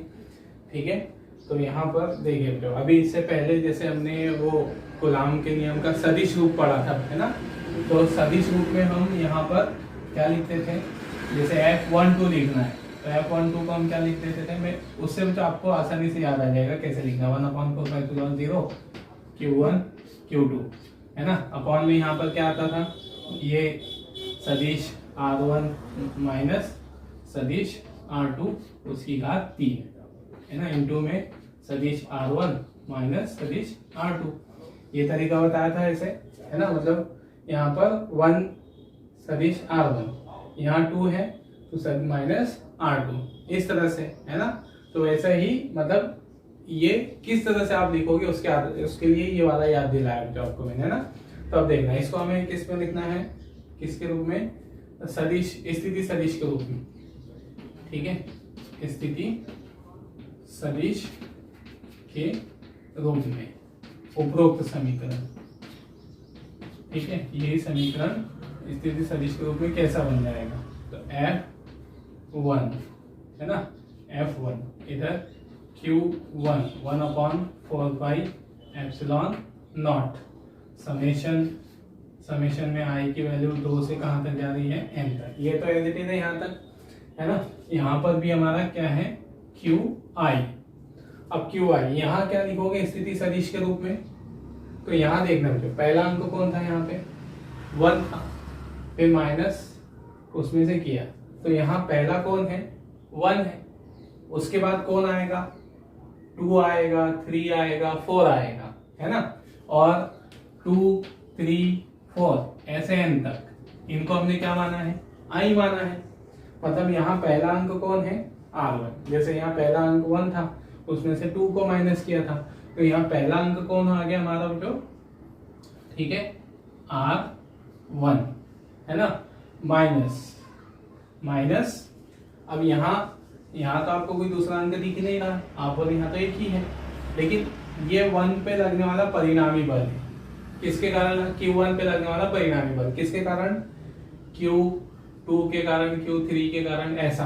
तो अगला इसमें कौन आएगा 2 3 4, तो यहाँ पर जो अगला अंक आप किसको मान के चलो इसमें I को, तो ये हो जाएगा RI, ओके, सदिश RI उसकी घात 3 है ना, फिर गुणा में R1 सदिश R1 माइनस सदिश RI, इस, ठीक है, ये आ गया उसका स्थिति सदिश के रूप में समीकरण। ओके, इसी प्रकार अगर F2 पर निकालना है बल, है ना, इस पर हम कोई भी आवेश पर बल निकाल सकते हैं, इसी प्रकार आवेश Q2 पर बल, तो अब Q2 पर जो बल है उसको F2 से दर्शा दिया हमने ना। अब यहाँ पे जो क्या आएगा, कॉमन कौन रहेगा यहाँ पे, है ना, Q1 Q2, फिर Q2 Q3, फिर Q2 Qn ऐसा जाएगा, क्योंकि बल किस पे निकालना है हमको, Q2 पर। तो Q2 पर 3 के कारण, Q2 पर 1 के कारण, Q ऐसा। तो यहाँ क्या कॉमन आएगा, Q1 Q2, फिर Q2 पर 3 के कारण, Q2 पर n के कारण। तो कॉमन कौन, Q2 है ना, बटे में 4 पाई, ठीक है, 4 पाई एप्सिलॉन नॉट समेशन। अब यहाँ पर I की वैल्यू इधर ब्रैकेट में कौन आ जाएगा और समेशन में कौन आ जाएगा, Q, और यहाँ Q I की वैल्यू है ना, ये जो आगे वाले अंक है इसमें, जैसे इसमें भी I माना हमने, तो Q I, और I की वैल्यू यहाँ कहाँ से कहाँ तक जाएगी, I की वैल्यू 1 से स्टार्ट होगी, क्योंकि Q2 पर बल निकालेंगे किसका, Q1 का, Q2 पर बल निकालेंगे किसका, Q3 का, Q2 पे बल निकालेंगे Q4 का। तो इस बार I की वैल्यू कहाँ से स्टार्ट होगी, 1 से लेकर n तक। लेकिन इसमें I का मान 2 नहीं आएगा, है ना, जैसे Q2 पर Q1 के कारण, तो Q2 पर Q3 के कारण आ जाएगा, बीच में 2 नहीं आएगा। तो यहाँ सॉरी, I किसके बराबर नहीं होगा, 2 के बराबर, इस वाले पद में, है ना। फिर बाकी इसको भी, तो किसमें से किसको माइनस करोगे, R2 माइनस सदिश RI, यहाँ 2 है, 2 में से अगले वाले को माइनस करना, I को। अगर यहाँ 2 3 होता तो ऐसे, है ना, आंसर में ये R2 माइनस RI, ये बन गया हमारे पास इसके लिए समीकरण, इसके लिए समीकरण बन गया ये आवेश 2 पर लगने वाले बल के लिए, किसके रूप में, स्थिति सदिश के रूप में, है ना। ये हमने निकाला विद्युत बल, अनेक आवेशों के मध्य लगने वाला बल, या अध्यारोपण का सिद्धांत, जिसे हम इंग्लिश में बोलते हैं प्रिंसिपल ऑफ सुपरपोजिशन। तो एक आवेश पर लगने वाला बल अनेक आवेशों के कारण लगने वाले बलों के सदिश योग के बराबर होता है। बात सिर्फ इतनी ध्यान में रखना, जैसे अब ये जो आप समीकरण देख रहे होगे, तो इसको देखकर आपको बहुत ऐसा लग रहा होगा कितनी टफ प्रोसेस है, कितनी कठिन प्रोसेस है ना, कठिन विधि है, क्या क्या करते जाना पड़ रहा है, समेशन, ये सब ऐसा कुछ है। तो ये सिर्फ जो गणितीय विधि, गणितीय रूप से दर्शाने का एक तरीका है ना, ठीक है। बस मेन तो क्या याद रखो आप, पहले Q1 पर किसका बल निकालेंगे, Q2 का, फिर Q3 का, Q4 का, एक एक का बल निकाल लेंगे, और फिर उनको कौन सी विधि से जोड़ते जाना है, सदिश विधि से। इसका हम एक एग्जांपल करेंगे, जो न्यूमेरिकल करेंगे, तब आपको और क्लियर हो जाएगा। तो इससे कंफ्यूज नहीं होना है कि अध्यारोपण का सिद्धांत बहुत कठिन है या क्या क्या करना पड़ता है, कुछ भी नहीं। जब आप एग्जांपल देखोगे आपको समझ में आ जाएगा क्यों कि कुछ इसमें कुछ भी नहीं होता, एक एक आवेश का बल निकालते चलो, सभी को सदिश विधि से जोड़ते चलो, बस इतना ध्यान इसमें रखना है आपको। चलिए ना, इतना नोट कर लीजिए।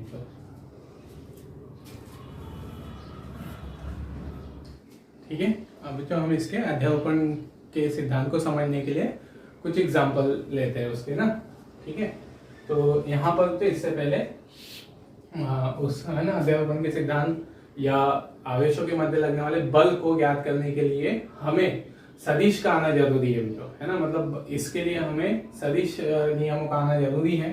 तो एक बार जैसे हमने जो 11 में पढ़ा है सदिश योग का नियम, है ना, अभी इससे पहले भी हमने यहाँ पर रिपीट किया है, सदिश योग का समांतर चतुर्भुज नियम में बता रहा हूँ, है ना। तो समांतर चतुर्भुज नियम क्या है कि अगर दो सदिश है जो जिन्हें हमें जोड़ना है, तो अगर ये किसी समांतर चतुर्भुज की संलग्न भुजाओं को दर्शाती है, तो फिर इनका परिणामी ग्राफी रूप से किसके बराबर होगा, उस समांतर चतुर्भुज की विकर्ण के बराबर होगा जो उनके कटान बिंदु से जाता है। तो ये हमारे पास क्या हो गई, परिणामी सदिश हो गई, जो है ना a प्लस बी से। या फिर त्रिभुज नियम लगा देते हैं, दो सदिशों को जोड़ना है तो ये जिन सदिशों को हमें जोड़ना है, ओके, अगर वो किसी त्रिभुज की संलग्न भुजा को दर्शा रही है तो उनका परिणामी त्रिभुज की तीसरी भुजा के बराबर होगा, ठीक है।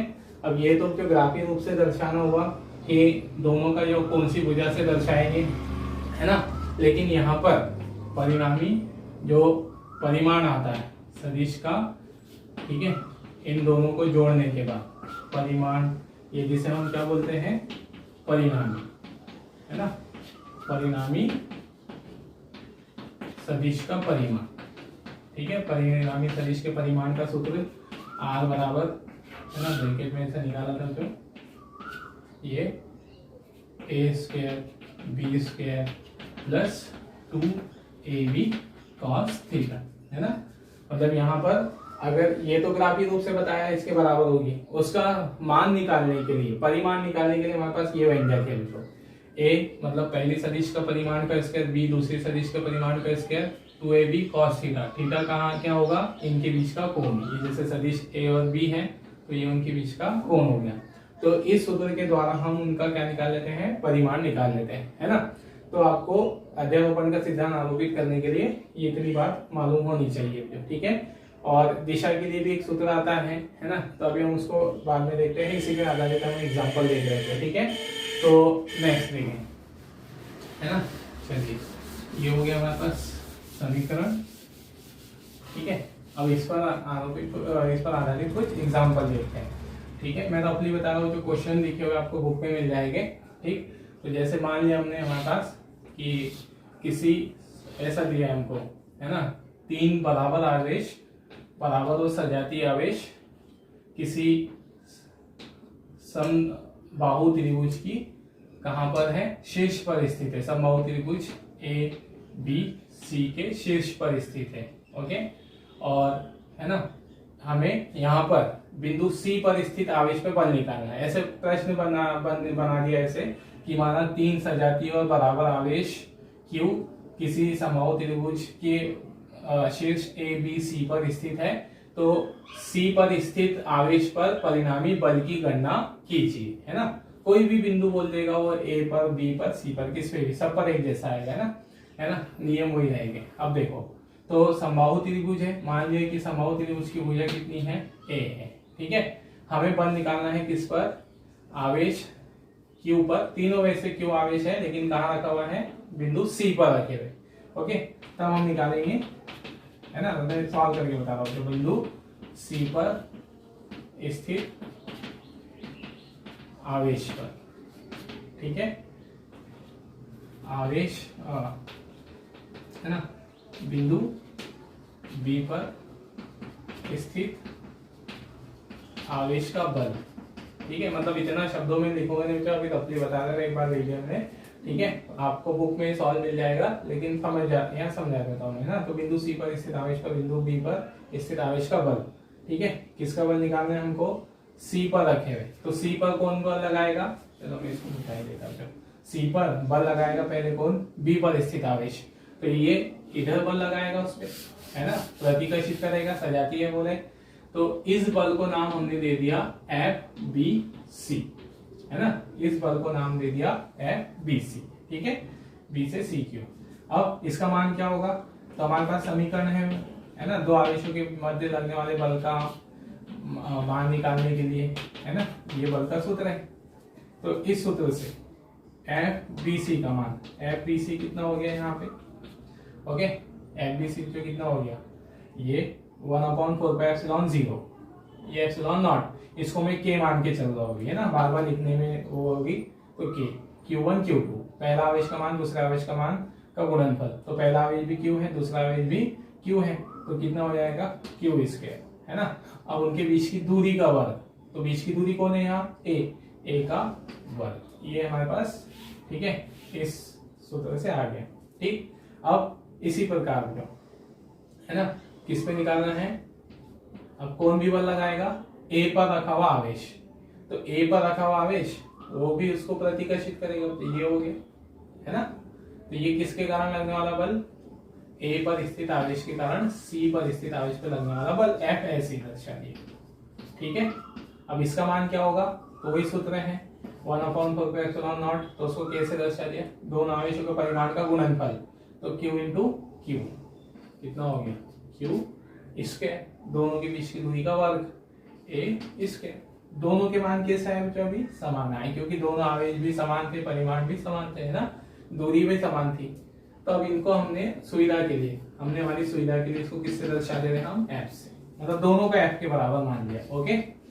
अब क्या निकला हमारे पास, जो हमने क्या विधि कही थी, क्या समझा था कि एक एक आवेश का बल निकाल दो, एक एक आवेश का बल हम निकाल चुके हैं, पहले की बी पर स्थित आवेश का ए पर स्थित आवेश का निकाल लिया। अब उन दोनों बलों को सदिश विधि से जोड़ दो। तो अब सदिश विधि से ये देखो किन्हें जोड़ना है हमें, एफ ए सी को और एफ बी सी को। तो ये दोनों भुजाएं है ना, ये किसको मिलकर बना रही है, क्या कहा था हमने कि ये किसको व्यक्त कर रही है, ये एफ ए सी और एफ बी सी किसको व्यक्त कर रही है ना, ये समांतर चतुर्भुज की संलग्न भुजाओं को। तो फिर इनका विकर्ण, ये परिणामी किसके बराबर होगा, इसके विकर्ण के बराबर। ये हो गया उसका विकर्ण। ओके, तो ये परिणामी को दर्शाएगा। तो ये तो दर्शा रहा है परिणामी, ठीक है। इसका मान कितना होगा ये हमें निकालना है। तो अब ठीक है, परिणामी निकालने के लिए हमारे पास समीकरण है, क्या है ना, ए का स्क्वायर बी का स्क्वायर, ये अभी लिखा था यहाँ पे परिणामी मान ए का स्क्वायर बी का स्क्वायर है ना 2ab cos थीटा, ये ऐसा था है ना, ये सदिश ए ये सदिश बी, थीटा उनके बीच का कोण ऐसा। तो यहाँ वही घटना हो रही है, एफ ए सी का square plus A B C का स्क्वायर। तो ए सी बी सी को हमने किससे दर्शा दिया, एफ से। तो कितना हो गया एफ स्क्वायर है ना। फिर दूसरी सदिश के परिमाण का स्क्वायर, दूसरी भी कितनी है, एफ के बराबर ही है। तो एफ का स्क्वायर प्लस 2ab, ए मतलब है ना, बी मतलब दूसरी सदिश का परिमाण। ओके, फिर cos थीटा। अब थीटा लाना है, थीटा मतलब दोनों के बीच का कोण। तो कोण क्या होगा यहाँ पर, ये वाला कोण कितना होगा। अब इस कोण का मान कहाँ से लाएंगे, तो देखो ये हमारे पास क्या है ना, ये कैसा कोण है, समबाहु त्रिभुज है। तो समबाहु त्रिभुज के तीनों कोणों का योग 180, मतलब हर कोण 60 अंश का होगा है ना। तो ये 60 ये 60 और ये 60, तो फिर ये 60 अंश हुआ, तो ये भी कितना हुआ 60 अंश का। तो थीटा भी मिल गया हमको, कितना है 60। ठीक है, अब यहां से इसको सॉल्व करते चले। आया समझ में, क्या किया हमने, ये सूत्र लगाया जो परिमाण निकालने के लिए। जैसे यहाँ ए का स्क्वायर बी का स्क्वायर, तो यहाँ ए मतलब कौन, ए सी, एफ ए सी। तो एफ ए सी भी किसके बराबर दर्शाया हमने, एफ। बी मतलब यहाँ एफ बी सी, तो ए भी किसके बराबर है, एफ के, है ना, ऐसा। ठीक है, तो अब एफ स्क्वायर ये दोनों जुड़ जाएंगे, 2f स्क्वायर। ओके, फिर 2f स्क्वायर है ना, ये हो जाएगा 2f स्क्वायर। ओके, अब cos 60 का मान 1/2 ओ, तो 1/2 से ये 2 कैंसिल हो गया है ना। तो कितना बचा यहाँ पे, ठीक है, कितना बचा, ये 2f स्क्वायर और ये f स्क्वायर, कितना आ गया 3f square. Okay, 3f square आ गया। तो f बाहर हो गया, अंडर रूट में क्या बच गया 3। ये हमारा क्या था, परिणामी बल। ओके, परिणामी बल का परिमाण। अब f का मान रख दो, तो f कितना है हमारे पास, k a square k q square upon a square. Okay, k square upon a square वर्गमूल 3। ये आया हमारे पास परिणामी बल। ओके, मतलब आई तो विधि समझ में आई, हमारे पास मान कुछ भी हो सकते हैं। विधि क्या समझ में आई, एक एक आवेश का बल निकालना है, एक एक आवेश का बल, और उनको सदिश नियमों से जोड़ते हुए जाना है। और परिणामी निकालने के लिए ये समीकरण उपयोग करोगे। ठीक है, चलिए, है ना। अब दूसरा यहाँ पर, ठीक है, क्या करना है, एक और एग्जाम्पल ले लेते हैं जो हमारी बुक में जो सामान्यतः है ना, ये बहुत आसान एग्जाम्पल है इसको समझने के लिए। ठीक है, एक एग्जांपल और ले लेते हैं। जैसे अब हमको यहाँ पर त्रिभुज दिया था, अब वर्ग दिया है कि माना, ठीक है, 4 बिंदु आवेश या सजातीय आवेश किसी वर्ग, ठीक है, ABCD के शीर्षों पर स्थित है। ठीक है, सभी QQ आवेश है ना, QQ आवेश ABCD पर स्थित है, वर्ग है। तो वर्ग की सभी भुजाओं की लंबाई बराबर होती है ना। और D पर स्थित आवेश पे बल निकालना है ना। ये हमारा प्रश्न है, मतलब समझ जाना, आप लिखना चाहो तो लिख लेना। क्या हो गया हमको, माना 4 सजातीय और बराबर आवेश किसी वर्ग के शीर्ष ABCD पर स्थित है, तब बिंदु D पर, वर्ग के बिंदु D पर रखे हुए आवेश पर परिणामी बल की गणना कीजिए। ये हमारा क्वेश्चन है। ठीक है, अब यहाँ देखो जब, तो सबसे पहले हमें क्या करना है, विधि मालूम है, D पर कौन कौन बल लगा रहा होगा? बी पर रखा हुआ आवेश, सी पर रखा हुआ आवेश, ए पे रखा हुआ आवेश, तीनों आवेश बल यहाँ पे बल लगाएंगे ना। तो अब हमको यहाँ पर किसकी आवश्यकता पड़ेगी, है ना? तो अगर ए का बल निकालना चाहे, हम ए का बल निकालना चाहे डी पर रखे हुए आवेश पे, तो हमको ये दूरी की आवश्यकता होगी, है ना? इस दूरी का मान निकालना पड़ेगा। ओके, तो ये दूरी हम निकाल लेते हैं। कितनी होगी दूरी? तो ये विकर्ण है किसका? वर्ग का विकर्ण। तो वर्ग के विकर्ण का सूत्र हमें याद है, तो क्या होता है? ठीक है, भुजा गुणित वर्गमूल 2। ठीक है, भुजा गुणित वर्गमूल 2, ये उसका क्या है जो, है ना, सूत्र है। या फिर ऐसे याद नहीं हो, है ना, तो हमें ये दूरी निकालनी होगी। तो हम किससे निकाल ले उसको? ठीक है, पाइथागोरस प्रमेय से। पाइथागोरस प्रमेय से ये आधार का वर्ग, है ना, आधार का वर्ग, लंब का वर्ग और कर्ण का वर्ग, ये भी कर्ण है ना, कर्ण है। ठीक है, तो ये हो गया 2a स्क्वायर, इधर b स्क्वायर। ठीक, अब ये b स्क्वायर हटाओगे इधर, 2a स्क्वायर, ये आ गया d, तो a स्क्वायर बाहर, है ना, ये भी वही सूत्र था, भुजा गुणित वर्गमूल 2, है ना, ये भी करना आ गया। तो ये आ गया हमारे पास उसका, इसकी लंबाई आ गई 1 वर्गमूल 2, है ना। अब चलिए, अब इसको भी हम ऐसे ही करेंगे। पहले किसका बल निकाल लो? सी का बल, बी का बल, ए का बल, है ना। तो चलो हम पहले किसका बल निकाल लेते हैं? बी का बल। बी का बल मतलब बी पर जो आवेश रखा है उसका बल, शॉर्ट में ऐसा हो रहा है। तो F B C, okay, sorry F B D, ये बी पर रखे हुए आवेश का डी पर रखे आवेश पे बल इधर लगेगा, है ना, प्रतिकर्षित करेगा उसको। तो और मान क्या होगा? तो के नियतांक से दर्शा दिया, 4/0 को हम यहाँ पर के लिख दे रहे हैं ना, इसको के से लिख दे रहे हैं। ठीक है, तो ये के और दोनों आवेश के परिमाण का गुणनफल, तो दोनों आवेश क्या है? Q1 इंटू Q2, तो Q1 और Q2 के मान समान, Q स्क्वायर, दोनों के बीच की दूरी a स्क्वायर। ठीक है, फिर इसी तरह से C पर जो आवेश रखा हुआ है ना, C पर जो आवेश रखा हुआ है वो इधर बल लगाएगा, है ना। सॉरी, इस बल को हम एफ बी डी से दर्शा दो, ये आ गया एफ बी डी और ये एफ सी डी। ठीक है ना, एफ सी डी, सी पे रखे आवेश के कारण डी पे रखे आवेश पे बल एफ सी डी, इसका मान भी वही आएगा। दोनों आवेश के परिमाण समान है, क्यू स्क्वायर, बीच की दूरी ए स्क्वायर। ठीक, अब यहाँ पर ये दोनों मान समान है ना, समान दिख रहा है, तो इसको हमने अभी आसानी से लिखने के लिए एफ से दर्शा के चल रहे हैं। आगे तक एफ से दर्शा के चल रहे हैं। तो हमारे पास ये दोनों का बल आ गया, बी पर आवेश का और सी पर जो आवेश है उसका बल। अब हम इन दोनों का परिणामी निकाल लेंगे, ये दोनों मिलकर एक परिणामी बल बनाएंगे। तो परिणामी किसके द्वारा निकाल सकते हैं हम? ये किसको दर्शा रही है, किसका परिणामी निकालना है? एफ बी डी और एफ सी डी का, ये इसका। तो ये दोनों मिलकर क्या बना रहे हैं? एक, है ना, समांतर चतुर्भुज। तो इनका परिणामी विकर्ण के बराबर होगा, ये आ गया परिणामी। ये किसका परिणामी है ना, बी और सी वाले आवेश का। तो एफ बी सी का बता दिया, ऐसा लिखने के लिए ना। ओके, तो इसका मान कितना होगा? एफ बी सी, दोनों का परिणामी निकालना है। तो दोनों का परिणामी जो क्या होगा, अभी सूत्र से निकाला था हमने, ए के परिमाण का स्क्वायर, बी के परिमाण का स्क्वायर, 2ab cos थीटा वाले सूत्र से। तो ए मतलब यहाँ कौन हो गया? एफ बी डी, बी मतलब कौन हो गया यहाँ? एफ सी डी, ये हो गया, है ना। अब इनको हमने एफ से दर्शाया है, तो ये हो जाएगा F square plus F square plus 2f into F cos theta, है ना। अब कॉस थीटा क्या होगा? थीटा इन दोनों बलों के बीच का कोण। तो अब ये हमारे पास क्या है? ये वर्ग है, तो वर्ग का प्रत्येक कोण 90 अंश का, तो ये कोण कितने का होगा? 90 का। तो ये कोण भी कितना होगा? 90, मतलब यहाँ थीटा कितना है? 90, थीटा 90 है। तो cos 90 की वैल्यू कितनी होती है? जो cos 90 बराबर 0 होता है। तो फिर यहाँ हमारे पास समीकरण क्या बन गया?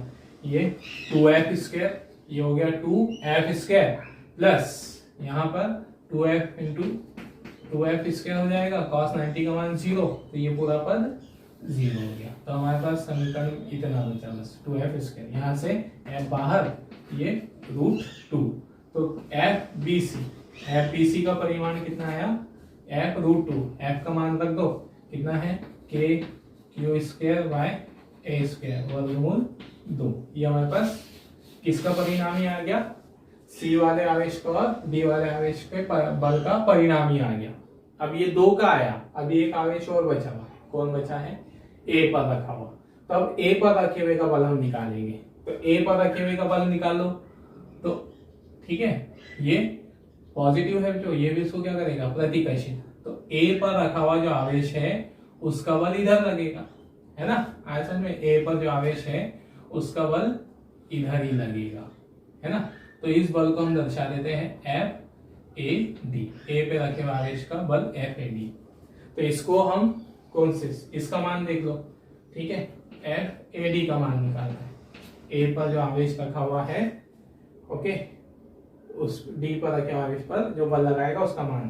तो एफ ए डी का मान जो कितना आ गया यहाँ, के, है ना, के गुणित में पहले आवेश का मान दूसरे आवेश का मान का गुणनफल। तो क्यू है दोनों, क्यू स्क्वायर, दोनों के बीच की दूरी का वर्ग, दोनों के बीच की दूरी का वर्ग।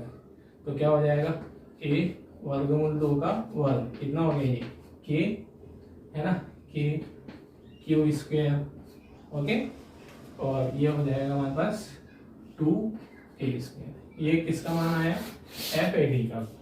एफ ए डी कितना आ गया, ये के ए स्क्वायर 2, सॉरी, ये क्यू अपॉन 2a स्क्वायर। और एफ बी सी कितना था, ये एफ बी सी इतना था। अब यहाँ पर हमने तीनों के बल निकाल लिए, जो सी वाले का, बी वाले का परिणाम निकाल लिया, ए वाले का बल निकाल लिया। अब उस आवेश पे 2 बल लग रहे हैं। अब आखिरी में देखो कि एक बल उस पे किसके कारण लग रहा है, सी और बी का, ये हो गया। एक बल किसका लग रहा है, ए का। तो अब उस पे 2 बल लग रहे हैं अंत में, है ना, अंत में 2 बल लग रहे हैं। तो दोनों बल कैसे लग रहे हैं, समान दिशा में। तो फिर इनको भी जोड़ देंगे हम, तो परिणामी बल कितना हो जाएगा, है ना, ठीक है, परिणामी बल। ठीक, अभी तो हमने पहले ए का बल निकाला, फिर बी और सी का बल अलग अलग निकाला, अब कुल बल निकालना चाह रहे हैं। तो परिणामी बल कितना हो जाएगा, ये एफ आर, ठीक है, एफ से दर्शा देते हैं, एफ आर से, है ना। इसका मान कितना होगा, तो 2 सदिश विधि से जोड़ देते, दोनों किसी दिशा में है, समान दिशा में। तो बल समान दिशा में है तो डायरेक्ट जुड़ जाता है, तो समान दिशा में है तो जुड़ जाएगा डायरेक्ट। क्या क्या है, एफ बी सी, है ना, एफ बी सी में ऐड हो जाएगा F A D, okay. F B C का मान क्या है, ये वाला, K Q square upon A square वर्गमूल 2, है ना। ए डी का मान क्या है, एफ ए डी प्लस के क्यू स्क्वायर 2a स्क्वायर। ये किसका मान है, ए डी का, ठीक है। चलो अब यहाँ से इसको आगे सॉल्व कर दो। कॉमन क्या क्या दिख रहा है, के कॉमन है, क्यू स्क्वायर कॉमन है, ए स्क्वायर कॉमन है। ब्रैकेट में क्या बचा, वर्गमूल 2, यहाँ पर क्या बचा, 1/2। ये आ गया हमारे पास परिणामी बल, इस तरह से, है ना। तो यहाँ जो ये सिर्फ एग्जाम्पल हमने विधि समझाने के लिए, विधि आपको समझ में आ गया। सिर्फ क्या किसका आना जरूरी है, आपको सदिश का आना जरूरी है, सदिश योग का आना जरूरी है इसको सॉल्व करने के लिए। बाकी तो फिर यहाँ पूरे सदिश के नियम ही लगना है ना, इसमें कोई बल वल के नियम नहीं, बस बल का सूत्र याद होना चाहिए और सदिश का नियम मालूम होना चाहिए, बस। ओके, तो क्या समझ में आया विधि में, जो ऐसे बहुत कोई भी स्थिति आपको दे सकता है वो, है ना, ऐसे किधर किधर भी बना के बहुभुज दे सकता है, कुछ भी दे सकता है, ठीक है, पॉलीगन टाइप दे सकता है। तो आपको ये मालूम होना चाहिए, एक का बल निकालो, फिर दूसरे का बल, फिर अगर उनको परिणामी, उनका परिणामी निकालो, फिर कोई तीसरा होगा उसका निकालो, ऐसे, और सबको अंत में सदिश विधि से जोड़ते चलो, ठीक है। तो ये आगे तो हमारे पास। अब इसी तरह हमको एक प्रश्न और बोल जाए तो यहाँ, जैसे किसी वर्ग के, है ना, शीर्षों पर बराबर और सजातीय आवेश स्थित है, तो उसके, है ना, केंद्र पर, ज्यामितीय केंद्र पर बल रखे आवेश पर बल कितना होगा। मतलब यहाँ ज्यामितीय आवेश केंद्र है ना, ये उसका ज्यामितीय केंद्र है, किसका, वर्ग का, है ना, मतलब उसके विकर्ण का कटान बिंदु उसका ज्यामितीय केंद्र कहलाता है। तो उसके विकर्ण के कटान बिंदु पर रखे हुए आवेश पर कितना बल लगेगा, ये हमको इस पे बल निकालना है यहाँ पे। तो कितना बल लगेगा जो, तो सारे आवेश बराबर दिए हुए हैं, है ना। तो यहाँ मान लो ये विकर्ण का आधा है, ये विकर्ण का आधा, है ना, यहाँ क्यू आवेश रखा हुआ है, मान लो क्यू है, तो इसका बल कितना हो जाएगा, क्यू स्क्वायर और विकर्ण का आधा, विकर्ण के आधे का स्क्वायर, है ना। ये मान लो इस पे रखे हुए ए बी पर रखे हुए आवेश का बल। अब इसी तरह से ए बी, इसको सी डी बोलो, तो सी पर रखे हुए आवेश का बल भी उतना ही होगा क्योंकि उसका मान भी उतना ही है, दूरी भी उतनी है। तो एफ सी पर रखा हुआ आवेश के क्यू स्क्वायर डी बाय 2 का स्क्वायर, ये हो गया। अब दोनों की दिशाएं देखो, जो ये इसको इधर प्रतिकर्षित करेगा, ये इसको इधर प्रतिकर्षित, तो दोनों बल कैसे विपरीत है और बराबर है। तो विपरीत है और बराबर है तो इनका परिणामी कितना हो गया, शून्य। मतलब ये दोनों कैंसिल हो जाएंगे, तो इन दोनों का परिणामी कितना हो गया, शून्य। ये दोनों बराबर, इनका परिणामी शून्य। ये इसी तरह से ये भी बराबर हो जाएगा, ये वाला और ये वाला, है ना। तो फिर इनके परिणामी बराबर और विपरीत दिशा में, ये भी शून्य, तो परिणामी बल कितना, ठीक है। तो ये था जो अध्यारोपण के सिद्धांत को समझने के लिए कुछ एग्जाम्पल हमने देखे, है ना। हालांकि वो जो ये एग्जाम्पल आपको बुक में सॉल्व किए हुए मिल जाएंगे, है ना, लेकिन हमने उसको एक्सप्लेन कर दिया कि आप उसको, है ना, अध्यारोपण का सिद्धांत किस तरह से लगाया जाता है, ठीक है। आप इसको बुक में से वहां से अच्छे से पूरे क्वेश्चन के साथ नोट कर सकते हो। चलिए, ठीक है, ओके। तो अब इसमें बच्चों हम देखते हैं अगला बिंदु, पराविद्युत माध्यम की उपस्थिति का विद्युत बल पर प्रभाव। जैसे हमको मालूम है बच्चों, दो आवेश है, तो आवेशों के बीच में आकर्षण या प्रतिकर्षण बल लगता है, तो उस बल का जो मान है वो आवेशों के मध्य रखे हुए माध्यम पर निर्भर करता है। जैसे आवेशों के मध्य वायु या निर्वात को छोड़कर अगर उनके बीच में कांच आ जाए या केरोसिन उनके ऊपर हम डाल दें इस तरह से, तो उनके बीच में जो लगने वाला बल है उस बल का मान क्या हो जाएगा, परिवर्तित हो जाएगा, है ना, घट जाएगा। वायु या निर्वात को छोड़कर सभी माध्यमों में बल घट जाता है, तो वो कितने गुना घट जाएगा उसी को अब हमको यहाँ पर गणितीय रूप से जो उसको सिद्ध भी करना है, उसका प्रभाव देखना है ना। तो अगला बिंदु हमारे पास पराविद्युत माध्यम की उपस्थिति का विद्युत बल पर प्रभाव, है ना। तो हमने यहाँ पर मान लिया है कि माना दो बिंदु आवेश Q1 और Q2 वायु या निर्वात में परस्पर r दूरी पर स्थित है, ओके। तो हम यहाँ पर, है ना, क्या करेंगे, पहले वायु या निर्वात में बल का मान निकालेंगे, फिर कोई दूसरा माध्यम में बल का मान निकालेंगे, दोनों की तुलना करेंगे, ठीक है। तो आवेशों के मध्य लगने वाला विद्युत बल वायु या निर्वात में, है ना, तो वायु या निर्वात में निकाल रहे हैं, तो हम इसको F वायु से दर्शा दे रहे हैं। F वायु सूत्र बन जाएगा कि 1/4 pi epsilon not Q1 Q2 upon R square, ठीक है। ये सदिश रूप में दर्शा रहे, है ना। अब हमने मान लिया बच्चों कि कोई आवेशों के मध्य में दूसरा माध्यम है, यदि आवेशों के मध्य कोई अन्य माध्यम है, ठीक है, आवेशों के मध्य कोई अन्य माध्यम स्थित है जिसका, ठीक है, जिसकी विद्युतशीलता, मतलब माध्यम की हम विशेषता बता रहे हैं कि माध्यम की विद्युतशीलता एप्सिलॉन तथा परावैद्युतांक, ठीक है, इसको परावैद्युतांक या परावैद्युतांक भी लिखते हैं, परावैद्युतांक के है, ओके। तब मतलब हमने जो माध्यम रकम माना है उसकी विद्युतशीलता एप्सिलॉन मानी और परावैद्युतांक के माना है, तब माध्यम की विद्युतशीलता, ओके। तो माध्यम की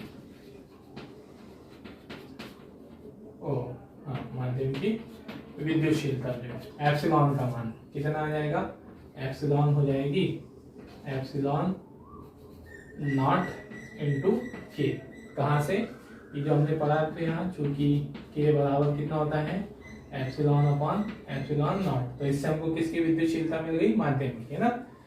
अब, है ना, अतः या तब इस स्थिति में आवेशों के मध्य बल, है ना, अन्य माध्यम की उपस्थिति में, तो बल को हमने अब m माध्यम लिख दिया है, ठीक है। पहले वायु में था तो F वायु लिख दिया था, अब माध्यम में है तो माध्यम लिख दिया है, ठीक है। अब ये हो गया है, तो सूत्र तो वही रहेगा, दूरी और कुछ नहीं बदला है, 1/4 पाई। अब देखना, पहले वायु या निर्वात में निकाले थे तो यहाँ वायु की विद्युतशीलता थी, अब माध्यम में निकाल रहे हैं तो यहाँ माध्यम की विद्युतशीलता आ जाएगी, है ना। बाकी सब as it is Q1 Q2 upon R square, ठीक है। ये एप्सिलॉन है ना, F माध्यम कितना आ जाएगा यहाँ पे जो 1/4 पाई। अब एप्सिलॉन का मान रख दोगे, एप्सिलॉन का मान यहाँ पे जो कितना है, एप्सिलॉन नॉट के, एप्सिलॉन नॉट के, ठीक है। फिर Q1 Q2 upon are square, ठीक है। इसको हम दे रहे हैं समीकरण 2, ठीक है। और ये वाले को हम दे देते हैं समीकरण 1। वायु में जो बल है उसका मान को समीकरण 1, माध्यम में जो मान है उसको 2, चलो सॉरी इसको 2 दे देते हैं ना। फिर यहाँ हमको तुलना करनी है दोनों बलों की, तो तुलना करने के लिए हम अक्सर समीकरणों का भाग देते हैं।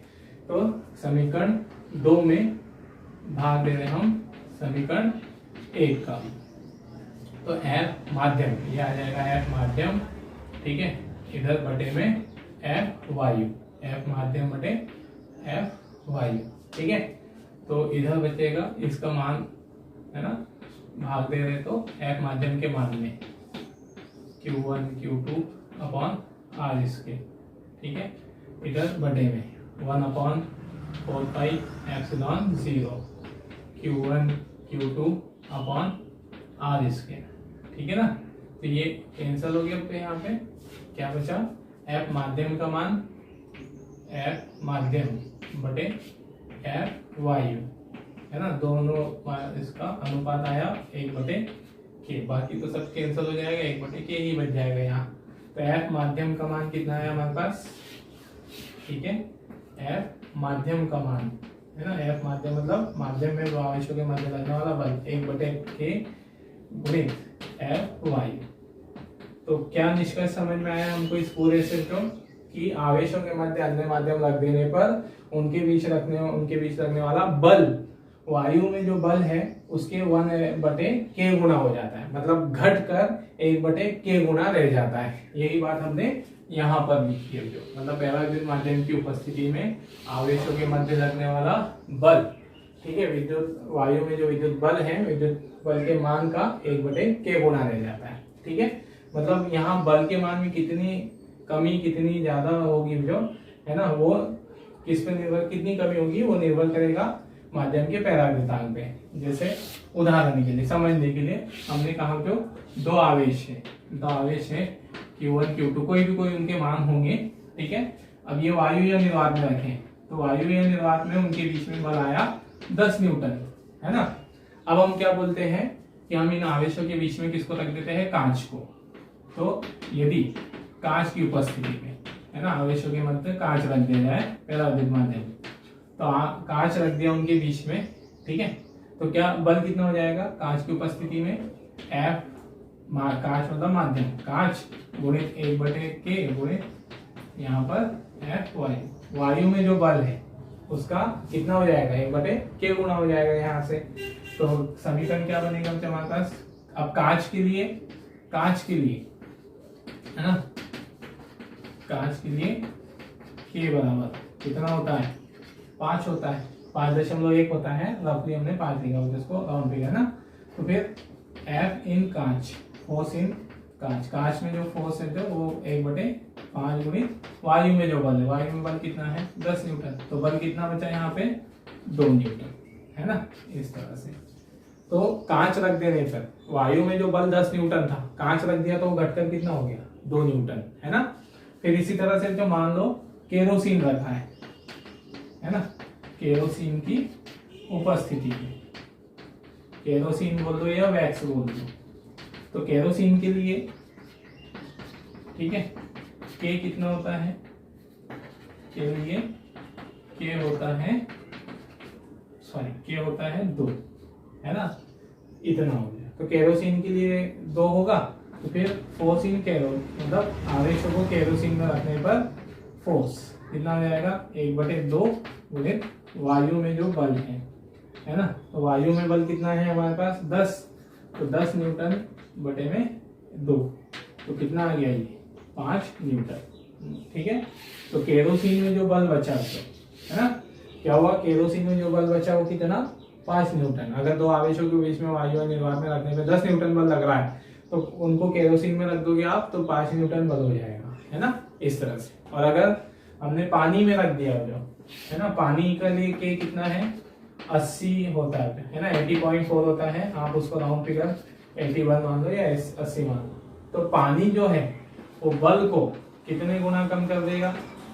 जल में जो बल है, वायु में बल का कितने गुना कम हो जाएगा? 1/81 गुना कम हो जाएगा, है ना। और धातु रख दिया, तो धातु के लिए के कितना होता है यहाँ पे, है ना। धातु के लिए के होता है अनंत, तो धातु रख दिए दो आवेशों के बीच में, तो सीधे सीधे बल कितना हो जाएगा? 0 हो जाएगा। के अनंत हो गया, बल कितना हो गया? 0। तो इस प्रकार से जो दो आवेशों के बीच में लगने वाला विद्युत बल उनके बीच रखे हुए माध्यम पर निर्भर करेगा। किस तरह से निर्भर करेगा?